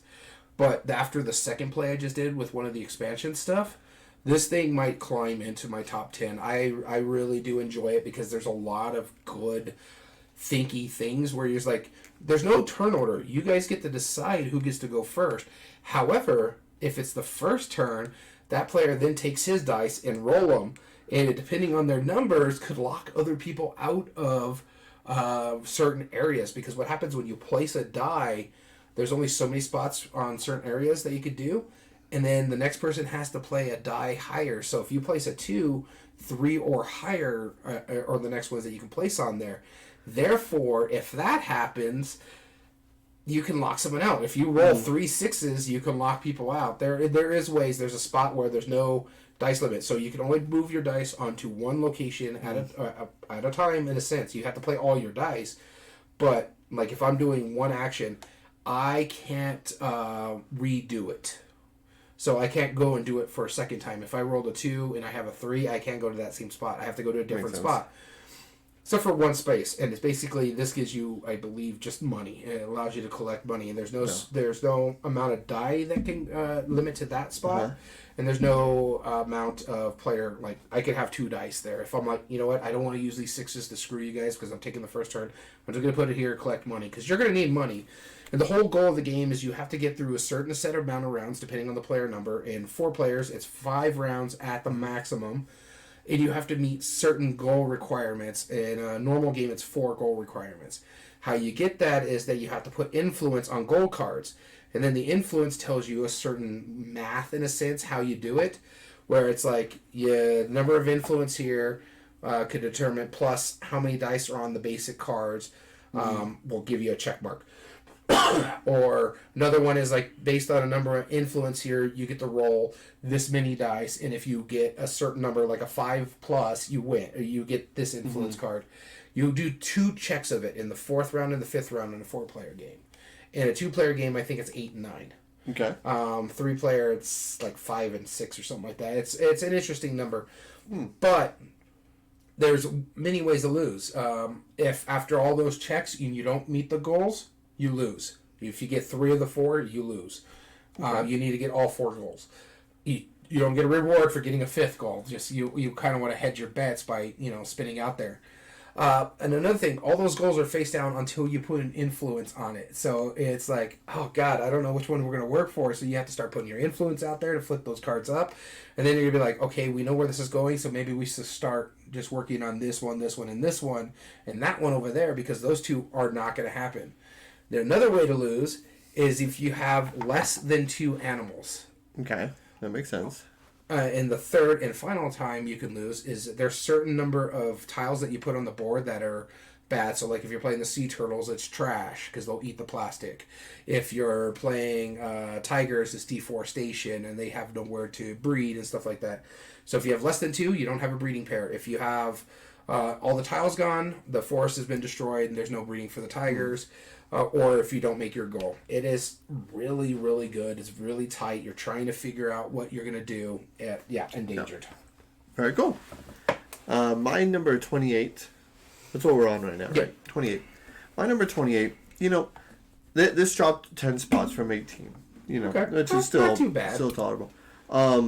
It's there are times where I feel bad after teaching a game. Mm-hmm.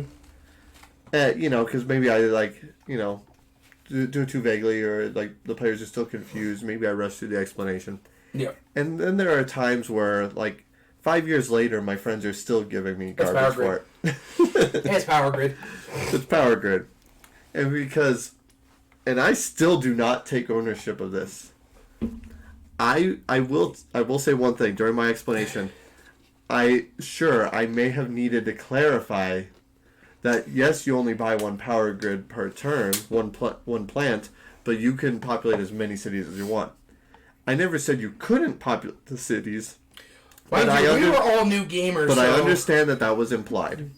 And one of the first games I ever taught this man, along with 3 other people, or like 3 or 4 other people, it was almost a full contingent. Yeah. For Power Grid.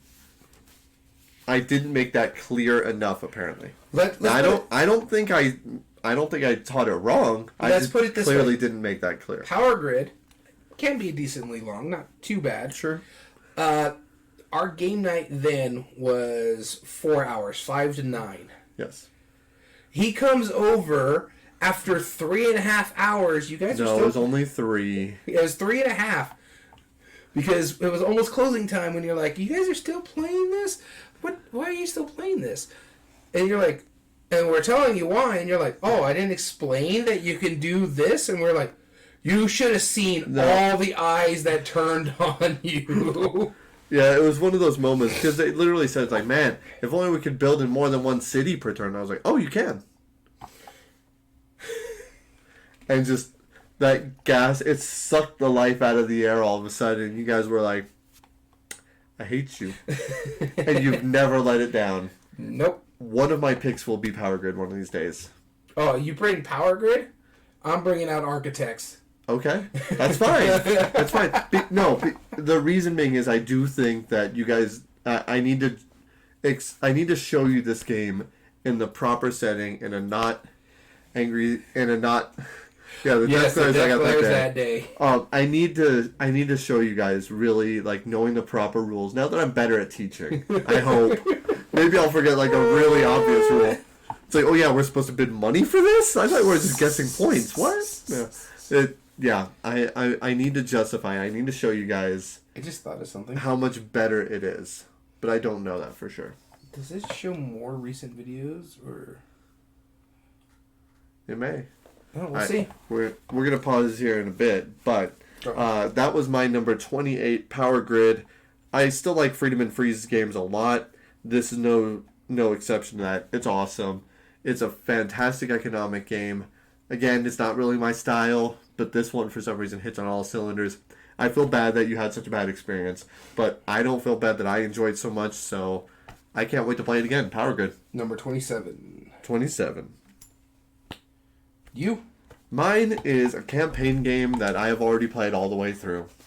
Now they have made an expansion that I haven't played yet, but this one combines technology throughout the campaign. Yeah, it has an expansion through a campaign game. This is Detective, modern crime board game. Yeah. Now you played the entirety of it, right? The base? No, I've only played the first two. Oh, okay. Those are the hardest two. Yeah, the first one we got destroyed. Solo, spoilers aside, those first two, we were genuinely questioning if we were playing it right because we felt so dumb after playing it. Because it grades you at the end of each of the games. And after it'll tell you, like, I don't remember the scale, but let's say a 1 to 10 scale. And we got like a 2, maybe. Maybe we even hit negatives. I don't know. But we got pretty bad. And after the second game, we're like, man, are we even doing it right? Like, why is it so difficult? But I will tell you, it gets better. I promise you. Oh, yeah. It may not be great now, but it gets better, Daniel. It does. No, because by the end of the 5, it's fantastic. Because the story is good. You start getting better and better. It starts easing up a little bit as you start to learn and make less logical leaps of logic and actually solving stuff in a better way once you get a good grasp on it. I like it a lot. I haven't played the expansion yet, but we did play the older version of it. There was they have different scenario packs that you can play, and they have kind of like a cool setting. One of the neat things on this Detective, and this is, again, isn't spoilers, so don't worry, you use a computer for part of it, and that simulates your database.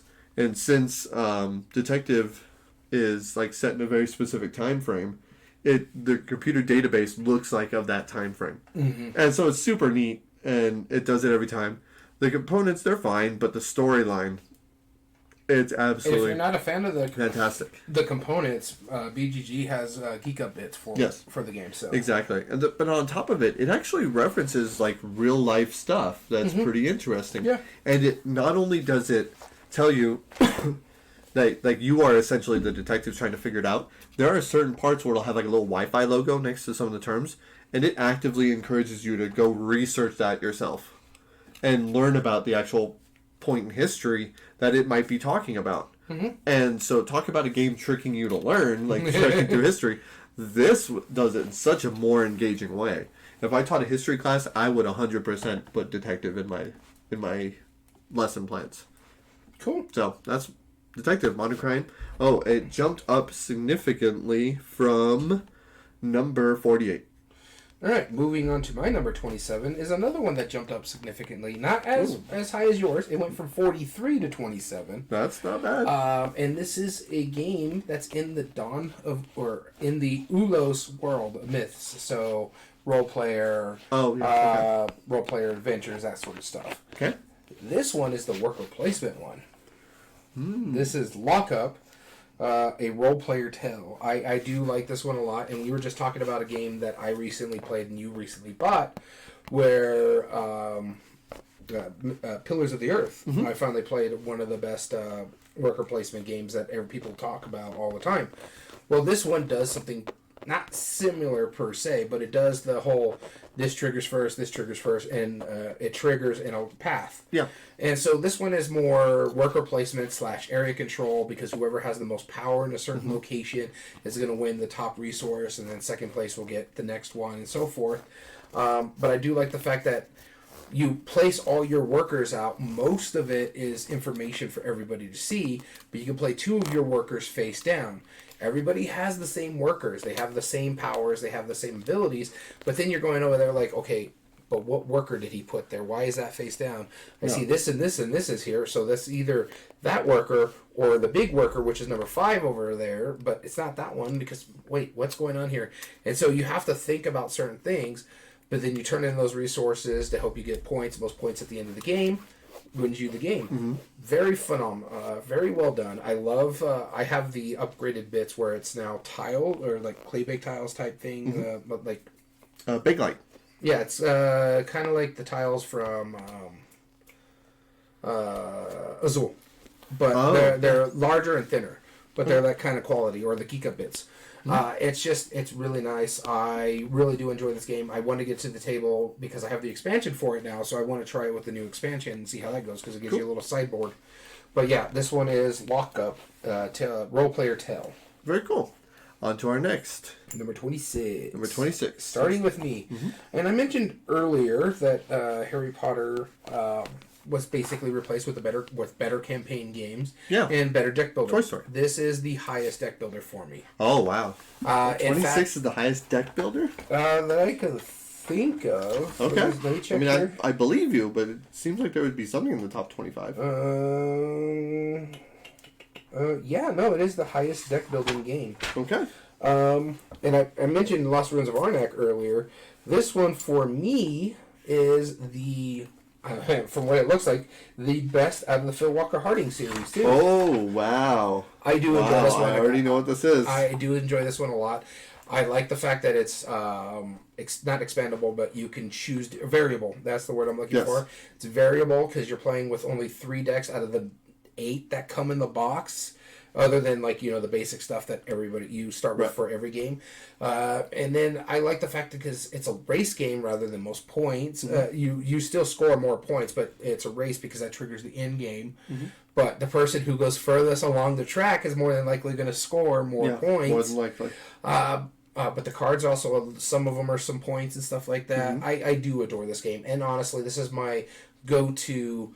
teaching worker place or not deck building games to people. This is very simple. It's like any all deck builders, you have cards that give you powers, or this one case allows you to go on along the path. So you get buy powers. There is some stuff that I think needs to be fixed if they ever did an expansion, like if there's just 8 power cards all the way through the top of the deck, it's very hard to actually, so there's got to be another way to cycle it, like spend some of your energy to cycle this deck or something like that. Just because we ran into that where it took longer than it needed to because nobody could get the buy power up to buy those 8 cards, because you have those cards for a group, but even then, if you're not drawing cards up like you want, because you could discard cards for energy. I don't want to use this, I'll use this for energy, but we couldn't get 8 to get 1 card, or someone did and then another 8 flipped up, and it's just like it took us like 10 minutes just to get that one gone, and now we have to do this all over again. But other than that, it's a really, really good deck building game. It's really simple and really easy to teach, and great quality for its price. However, I highly recommend you sleeving it, because that was the only thing 100%. Is like they missed on the card quality on this one. I understand why they did it. Yeah, but they kept it under $30. Yeah, but they're so chintzy, and it's a deck builder. So this one, the cards need to be shuffled. They need to be done. So my buddy actually just picked this up at Walmart for like $8. Yeah, it's a great deal. And you know the best part about it, the boxes that the tokens or that the cards come in, they will fit perfectly sleeved. Nice. So get some sleeves. You have no reason not to. Yeah, I highly recommend it. All right, talking about easy upgrades. My number 26 was number 85. Wow, this jumped. And again, I've had this game for so long. This is one of multiple pirate-themed Press Your Luck games that I own. Yes, I own more than just one. but this is my favorite. Pirate theme Press Your Luck? Yes, pirate theme Press Your Luck. This is not the only one I own. What is this one called? I can't remember the name of it. It's the one that has just like this, a drawing of a sword or a siren and stuff like that. Yeah. Dead Man's Draw. There we go. I also own Captain Carcass, it's a re-theming of it. It's essentially the same game. But I also own Port Royale, which is also a pirate-themed Press Your Luck game. No, this Dead Man's Draw, it was brilliant. It came from Mayday Games originally. The idea is very simple. You have 10 different suits of cards. They're numbered anywhere from 2 through 6 of each. Maybe 2 through 7. 2 through 7. On your turn, you're going to draw a card and add it to the row. And you're going to continue doing so until you either choose to stop and score all your cards, or you get 2 of the same suit. Mm-hmm. So if I flip over a sword, and then on a later turn I flip over another sword, and it's in the same row, those immediately get discarded. My turn's over. I've pressed my luck too far. But each one of these cards, each suit, has its own ability. So like the sword, you might steal another player's card. On the hook, you get to take one of your scored cards and put it into the row, activating its ability. The Oracle, you get a peek at the top card of the deck and decide if you want to keep going. Anchor, you get to save all the cards before it if you do bust. Kraken, you don't have a choice. You have to play the next 2 cards. All of these different things. And I still remember all of those mechanisms because it works so well. And there's so many variable player powers. There's universal goals, where you score all of the cards or just your lowest card of each suit. Because normally you put them in suit stacks. And so if I have a 3, a 5, and a 7 of Krakens, I'm only going to score 7 points. I score whatever's on top, the highest number. But then that's also the one that gets damaged by like cannons or stolen by swords or whatever. And so the idea is you're just trying to get the most points by the end of the game. When the whole deck runs out, that's it. There was an app, I believe, originally for this game. Sure. I don't know if it's still available, but I do remember there was, and I remember this is just a riot of a good time. It still goes over well.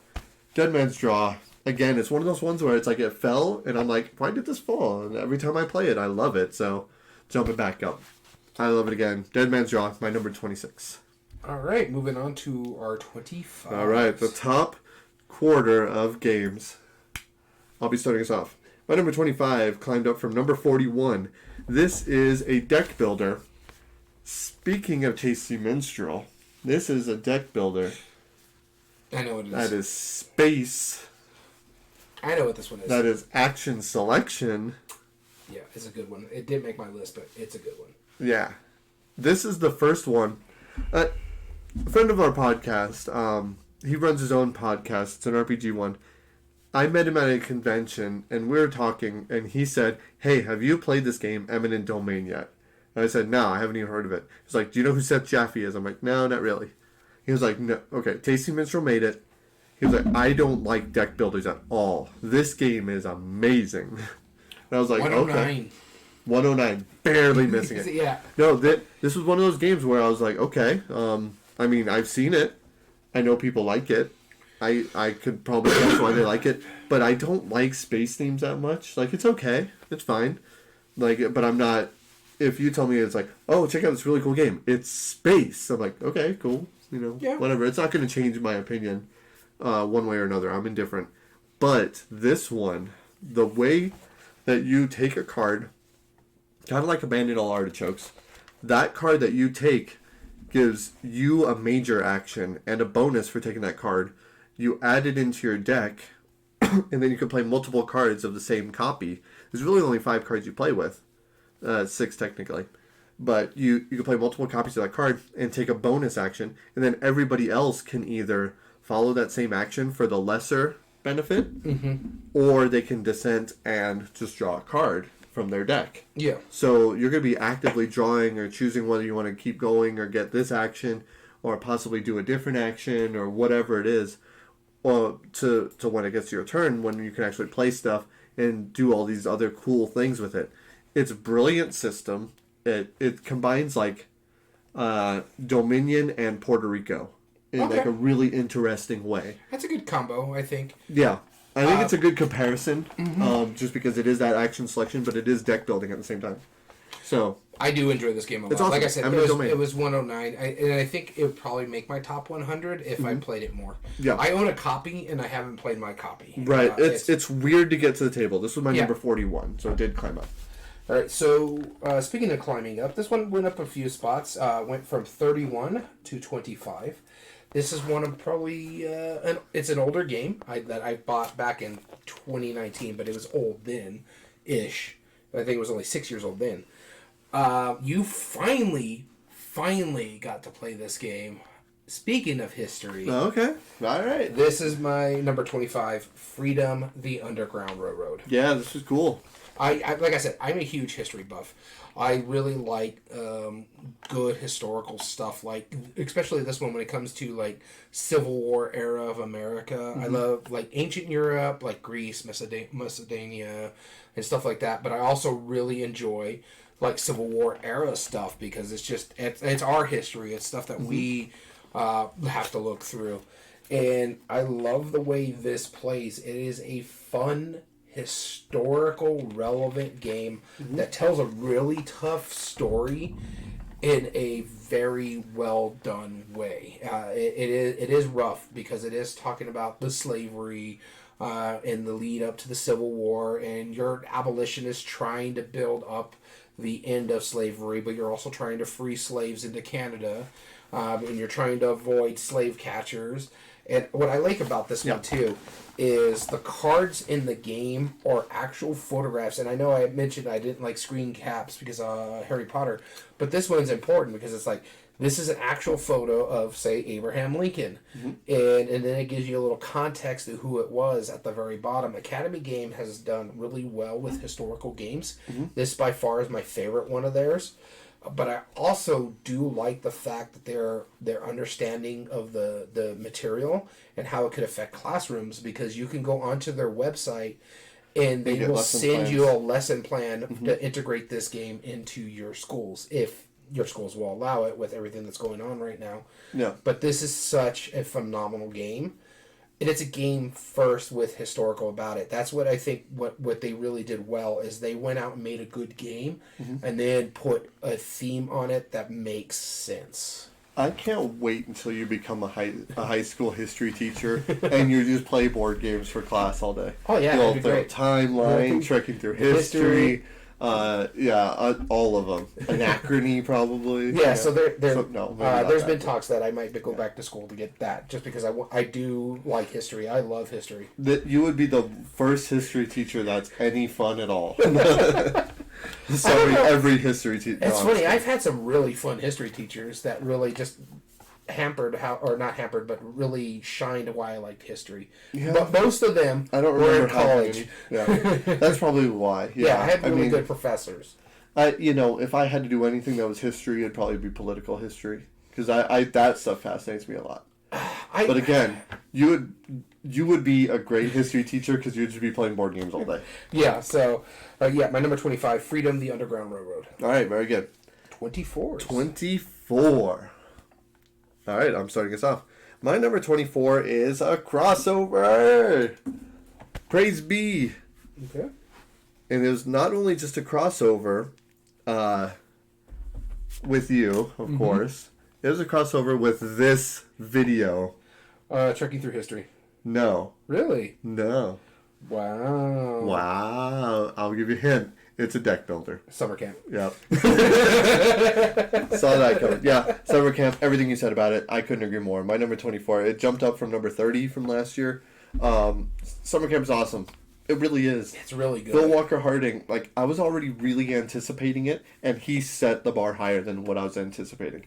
I was like, I know how much he likes to streamline mechanisms. I know how subtle his games are, how elegant they are. And the fact that he did this with a deck builder, it still has his flavor on it. Yeah. It still works really well, and then he uses that in a really neat, interesting way. It's brilliant. Summer camp, go buy a copy, seriously, right now. All right, my number 24 is another crossover, putting us at 12. This is already on your list, I believe, in the last list. Kramer. The Zool? No. Oh. Well, Oh. You mentioned it on this list when you were talking about a different game. Oh, jeez. I don't remember that long ago. That was a whole computer crash ago. Maybe. I don't... Kramer? Kramer. Like, of Kramer and Kiesling, right? Wolfgang Kramer? Yeah, Wolfgang Kramer. Not the Seinfeld character, right? No. Wow. I You mentioned it, so... that doesn't mean I remember a Kramer game. They just made a kid version of this game. Quacks of Quedlinburg. Oh. That's not Kramer, though. You said it was Kramer It's when you were talking about... Warsh. Oh, Warsh. Okay, my bad. Warsh. Yeah, you have to say, like, as if you're washing the dishes in a southern style. You know? Okay, so... My bad. Wolfgang Kramer, yeah. Very different designer. Quacks of Quedlinburg is such a good game. I like everything about it. Push your luck without,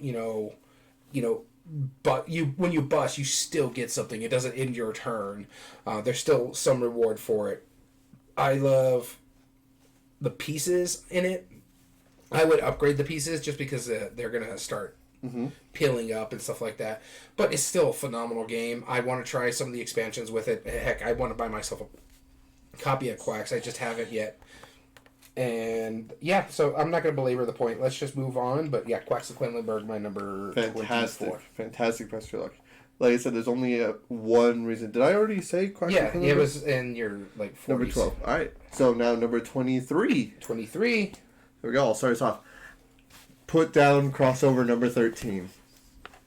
Because you just talked about it not too long ago on how pretty of a game it was, how it teaches history, how it's amazing, and how it's brand new. I knew this going to be on your list. Trekking through history. Yep, trekking through history.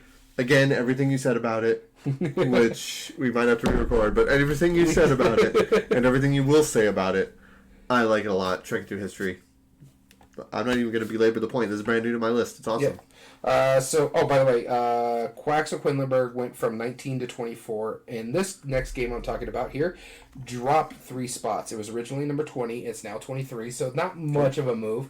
And I think this is going to be the start of my Stonemaier runs. I mean, I think I've had others in here, but this is still one of my favorites of his. In fact, its expansion is going on sale tomorrow on pre-order. I think it's for Champions only, but I could be wrong.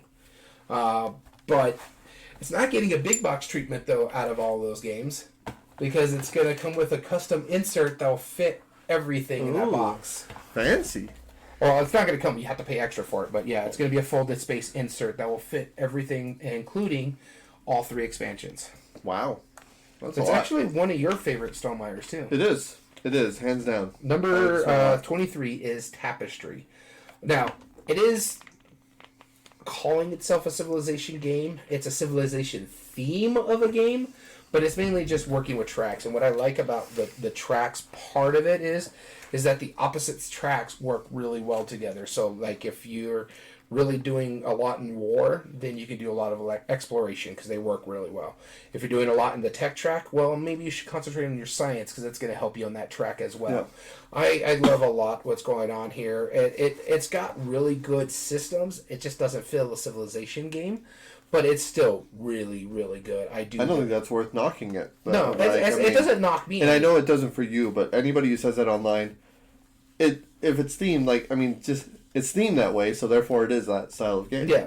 I do like the fact that he's, since it first came out, he's been working in errata, different civilizations. Like, some people are saying, hey, this is very powerful. He's the first game designer or just a company that says, okay, well, here's a statistics.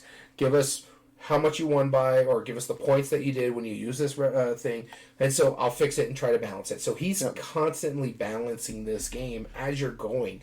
Yes. And I like that because in one of the expansions, he printed the erratas on one card on the back. So it's like, okay, you're this civilization, you start with this points, or you start with this. I love everything he's doing with this game, and that's not even playing the game. I enjoy the mess out of this game. I like when you're pulling stuff off, it gives you more rewards based when you go into like an income phase. So it's like, okay, I got to concentrate on this, get all this up because I'm going to get all this resources for I can use to play on this track over here. So like if you're really working on one track, like, let's say the exploration for you can get the landmarks there, Mm-hmm. but then I also like the getting the stuff and you're trying to fit it in the thing because you can get resources if you finish a column or a row.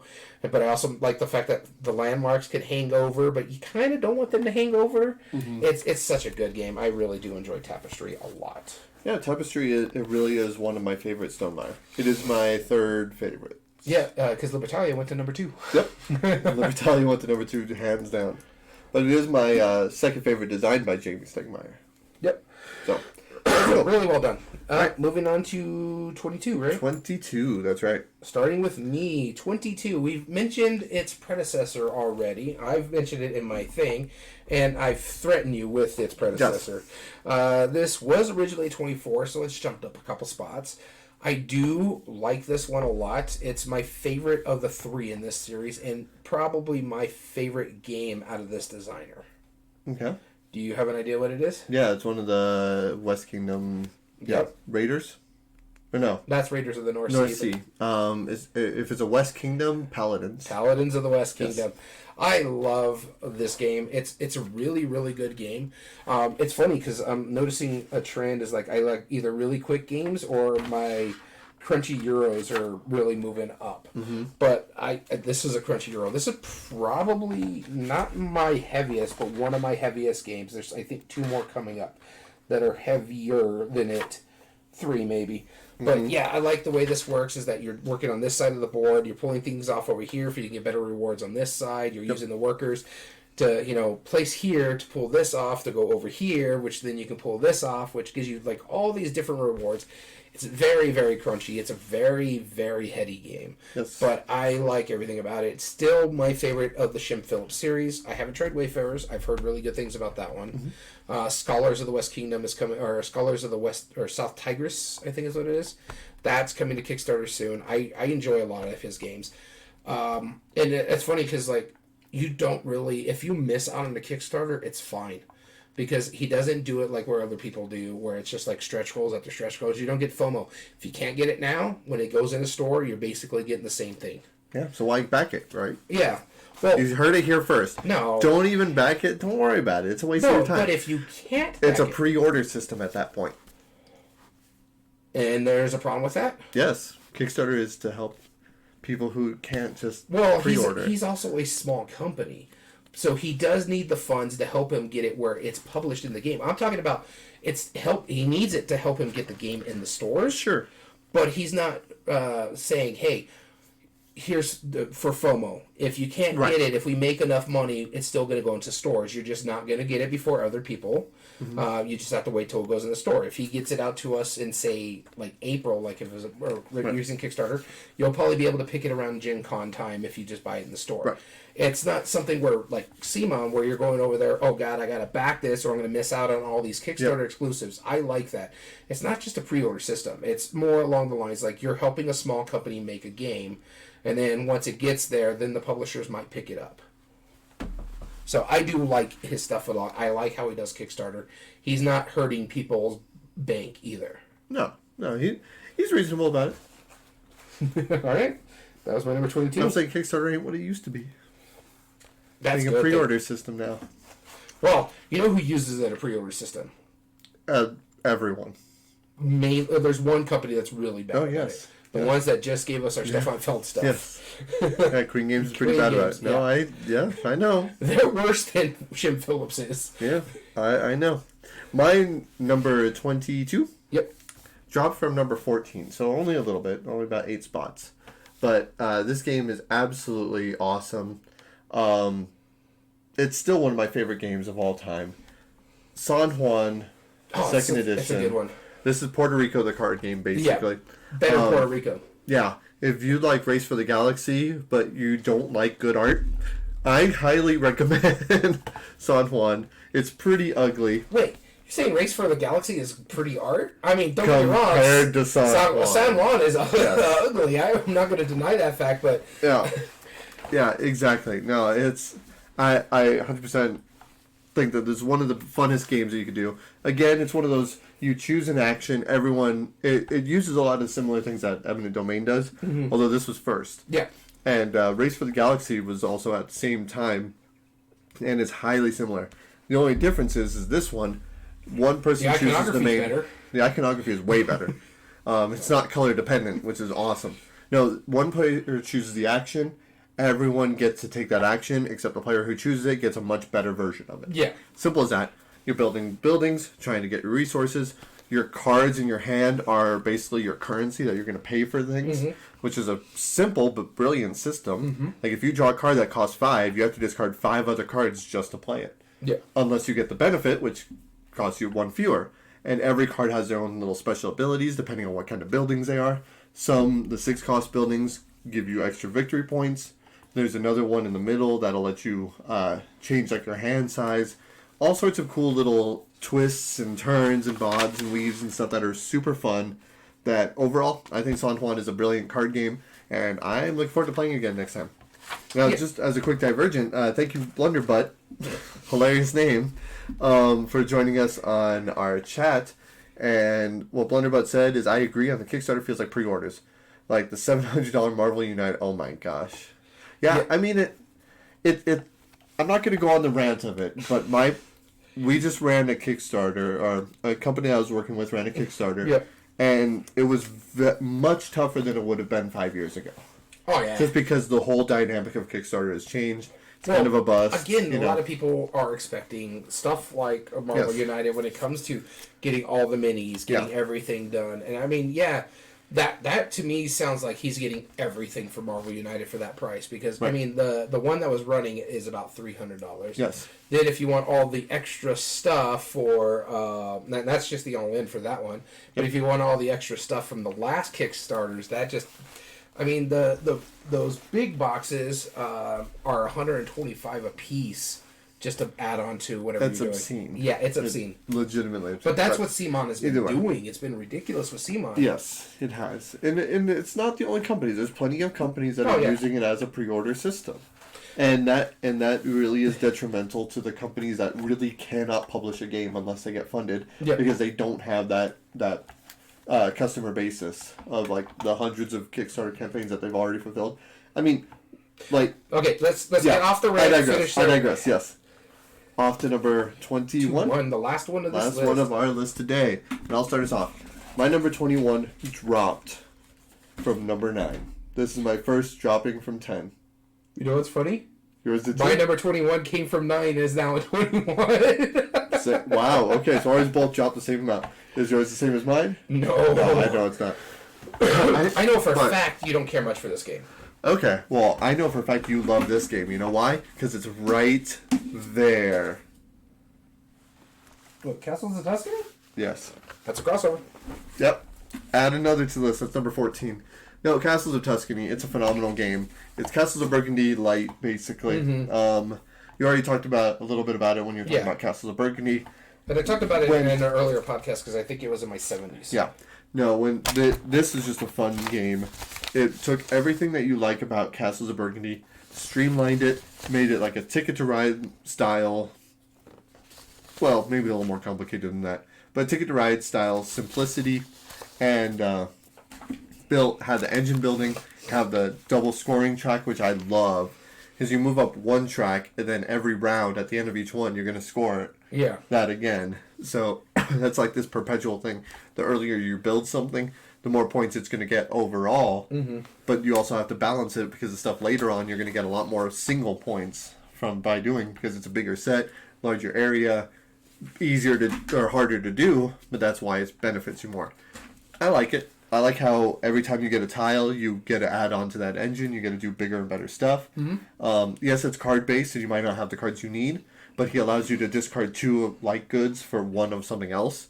So if you just have a system, an ecosystem where you can draw a bunch of cards and play off of that, then you'll always have more or less what you need. And so, it's awesome. If you've ever wanted to play Castles of Burgundy, but you haven't, if you're not quite up to that level of Euros yet, it's not super hard, but even then, if you're not comfortable getting that level of Castles of Burgundy difficulty yet, try Castles of Tuscany first. That'll be a great groundwork, and I think you'll have just as much fun. Yeah. So it was actually 40 spots for me away from where you're at, so it was 61. Yeah. So my number 21, again, as I was talking with you, was number 9 last time we did this. This one is a Star Wars themed game.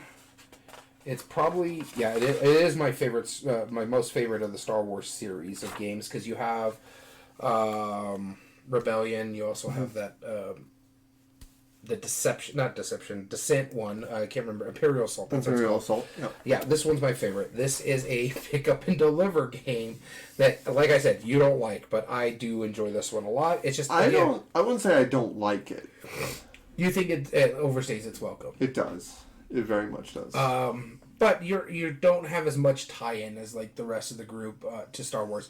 You like Star Wars more than you think. More than you give me credit for. But out of the 4 of us, you're the least of the Star Wars fanboys. I know that for a fact. How do you quantify that? Let's see here. I'm curious now. Challenge me. I own all the stuff. I've watched most of the stuff. Just because you wasted more money doesn't mean anything. I've also read the books. I'm into the lore. I studied Wikipedia. Not Wikipedia, Wookiepedia. So, and I know for the fact that Bryce is just as heavy into it, and I know for a fact Dom is just as heavy into it. In fact, Dom knows more lore than I do. So I highly doubt you're more into. Well, everything you said, I know how much you're into it. I, however, am not. So, but you didn't know that. Yes, I did. No, he's making it up. But no, I really do enjoy this one. It's a simple pick up and deliver game, and that's another thing. You're also more of a Trekkie than Absolutely. anything. Yeah, I think you're the Trekkiest out of all of us. Oh yeah, and it's funny because I'm the only one that's really big mix because I've watched everything Star Trek too. And in fact, including the really really bad movie or movies. I don't think it. I don't know if you said. Movie because there's only been one bad one. There's one really horrific movie out of Star Trek. Yeah, but they had the Christmas special for Star Wars, so I mean that was pretty bad. I'll tell you this: I'd rather watch the Christmas Star Wars special than the first Star Trek movie. Are you talking the original or the remake? The original movie. So with the original cast. I actually like. You like the first one? I mean, it's no Wrath of Khan. It's really not. You cannot call yourself a Trekkie. No. No, hold on. I will call up a Trekkie and he'll reach through the phone and slap you. Who would say, "Oh, you like"? That's like me saying, "Okay, if you like." But anyways, if you don't like Star Wars Episode 1, suddenly now you're not a Star Wars fan? Whatever. That makes you more of a Star Wars fan. No, I'm not dropping this, sir. We will fight over this. Hand me that lightsaber. Alright, so my number 21 is Star Wars Outer Rim. I do like this game a lot. And that's it. So let's call it a night because I'm about to slap you with this clipboard. I mean, You're just too cool to say Jar Jar Binks is amazing. I'm not a fan of Jar Jar Binks, but my wife loves Jar Jar Binks. He's alright. But he's annoying. The thing about it is, I see it like this. I grew up on the original trilogy. When my wife was growing up, she actually got to see That's just because you're old. Well, yes. But that's why I don't like Jar Jar Binks, because I grew up on the original trilogy. Sure. My wife grew up on the new trilogy. That That's was her high school years. So that's why some people like Jar Jar Binks. That's why I'm not a fan of it, because I didn't really like the comedy that he was going for in that game, or that movie, but it's fine. Okay. But the first Star Trek movie was not that bad. Oh, it was horrible. It didn't have Jar Jar. Dude, I'll give it that. Honestly, let's close this out. It's been 2 hours. Oh, it's been longer than that. All right. With technical difficulties. All right. So, Creative Chaos, thanks for tuning in. Thanks for joining in conversation. Grub Senate, thank you as well. And Blunderbutt, welcome to the chat. If you ever want to join us on one of our live video recordings and watch all of our wonderful technical difficulties live in action, like today, you can always join us at twitch.tv/everydayboardgames. As well as all video re-uploads are on our official YouTube account at Everyday Board Games 2020. And if you like what we do here, there are 3 things you can do to help us grow on that platform. Subscribe if you're not. Like the video, and comment down below and tell us your thoughts on the subject. As well as all audio versions can be found on most podcast platforms under Everyday Board Games. Podcast. This includes Spotify, Google, Amazon Music, and Podbean. And you can contact us directly, whether you want to say hi, reach out, and give us ideas for future episodes, enter in contests how we may be running, or to tell Daniel why he's wrong and that Star Trek, the first movie, is actually pretty good. Email us at everydayboardgames2020@gmail.com. I'll tell you flat out, you're in the minority. All right, well, when those emails come flooding in, you let me know what the response is. All right, let's... We want to thank you so much for tuning in. As always, I've been your host, Daniel. And I've been your host, Daniel. And we want to thank you for listening to Misa Everyday Board Games. And remember, every day is a good day for board gaming.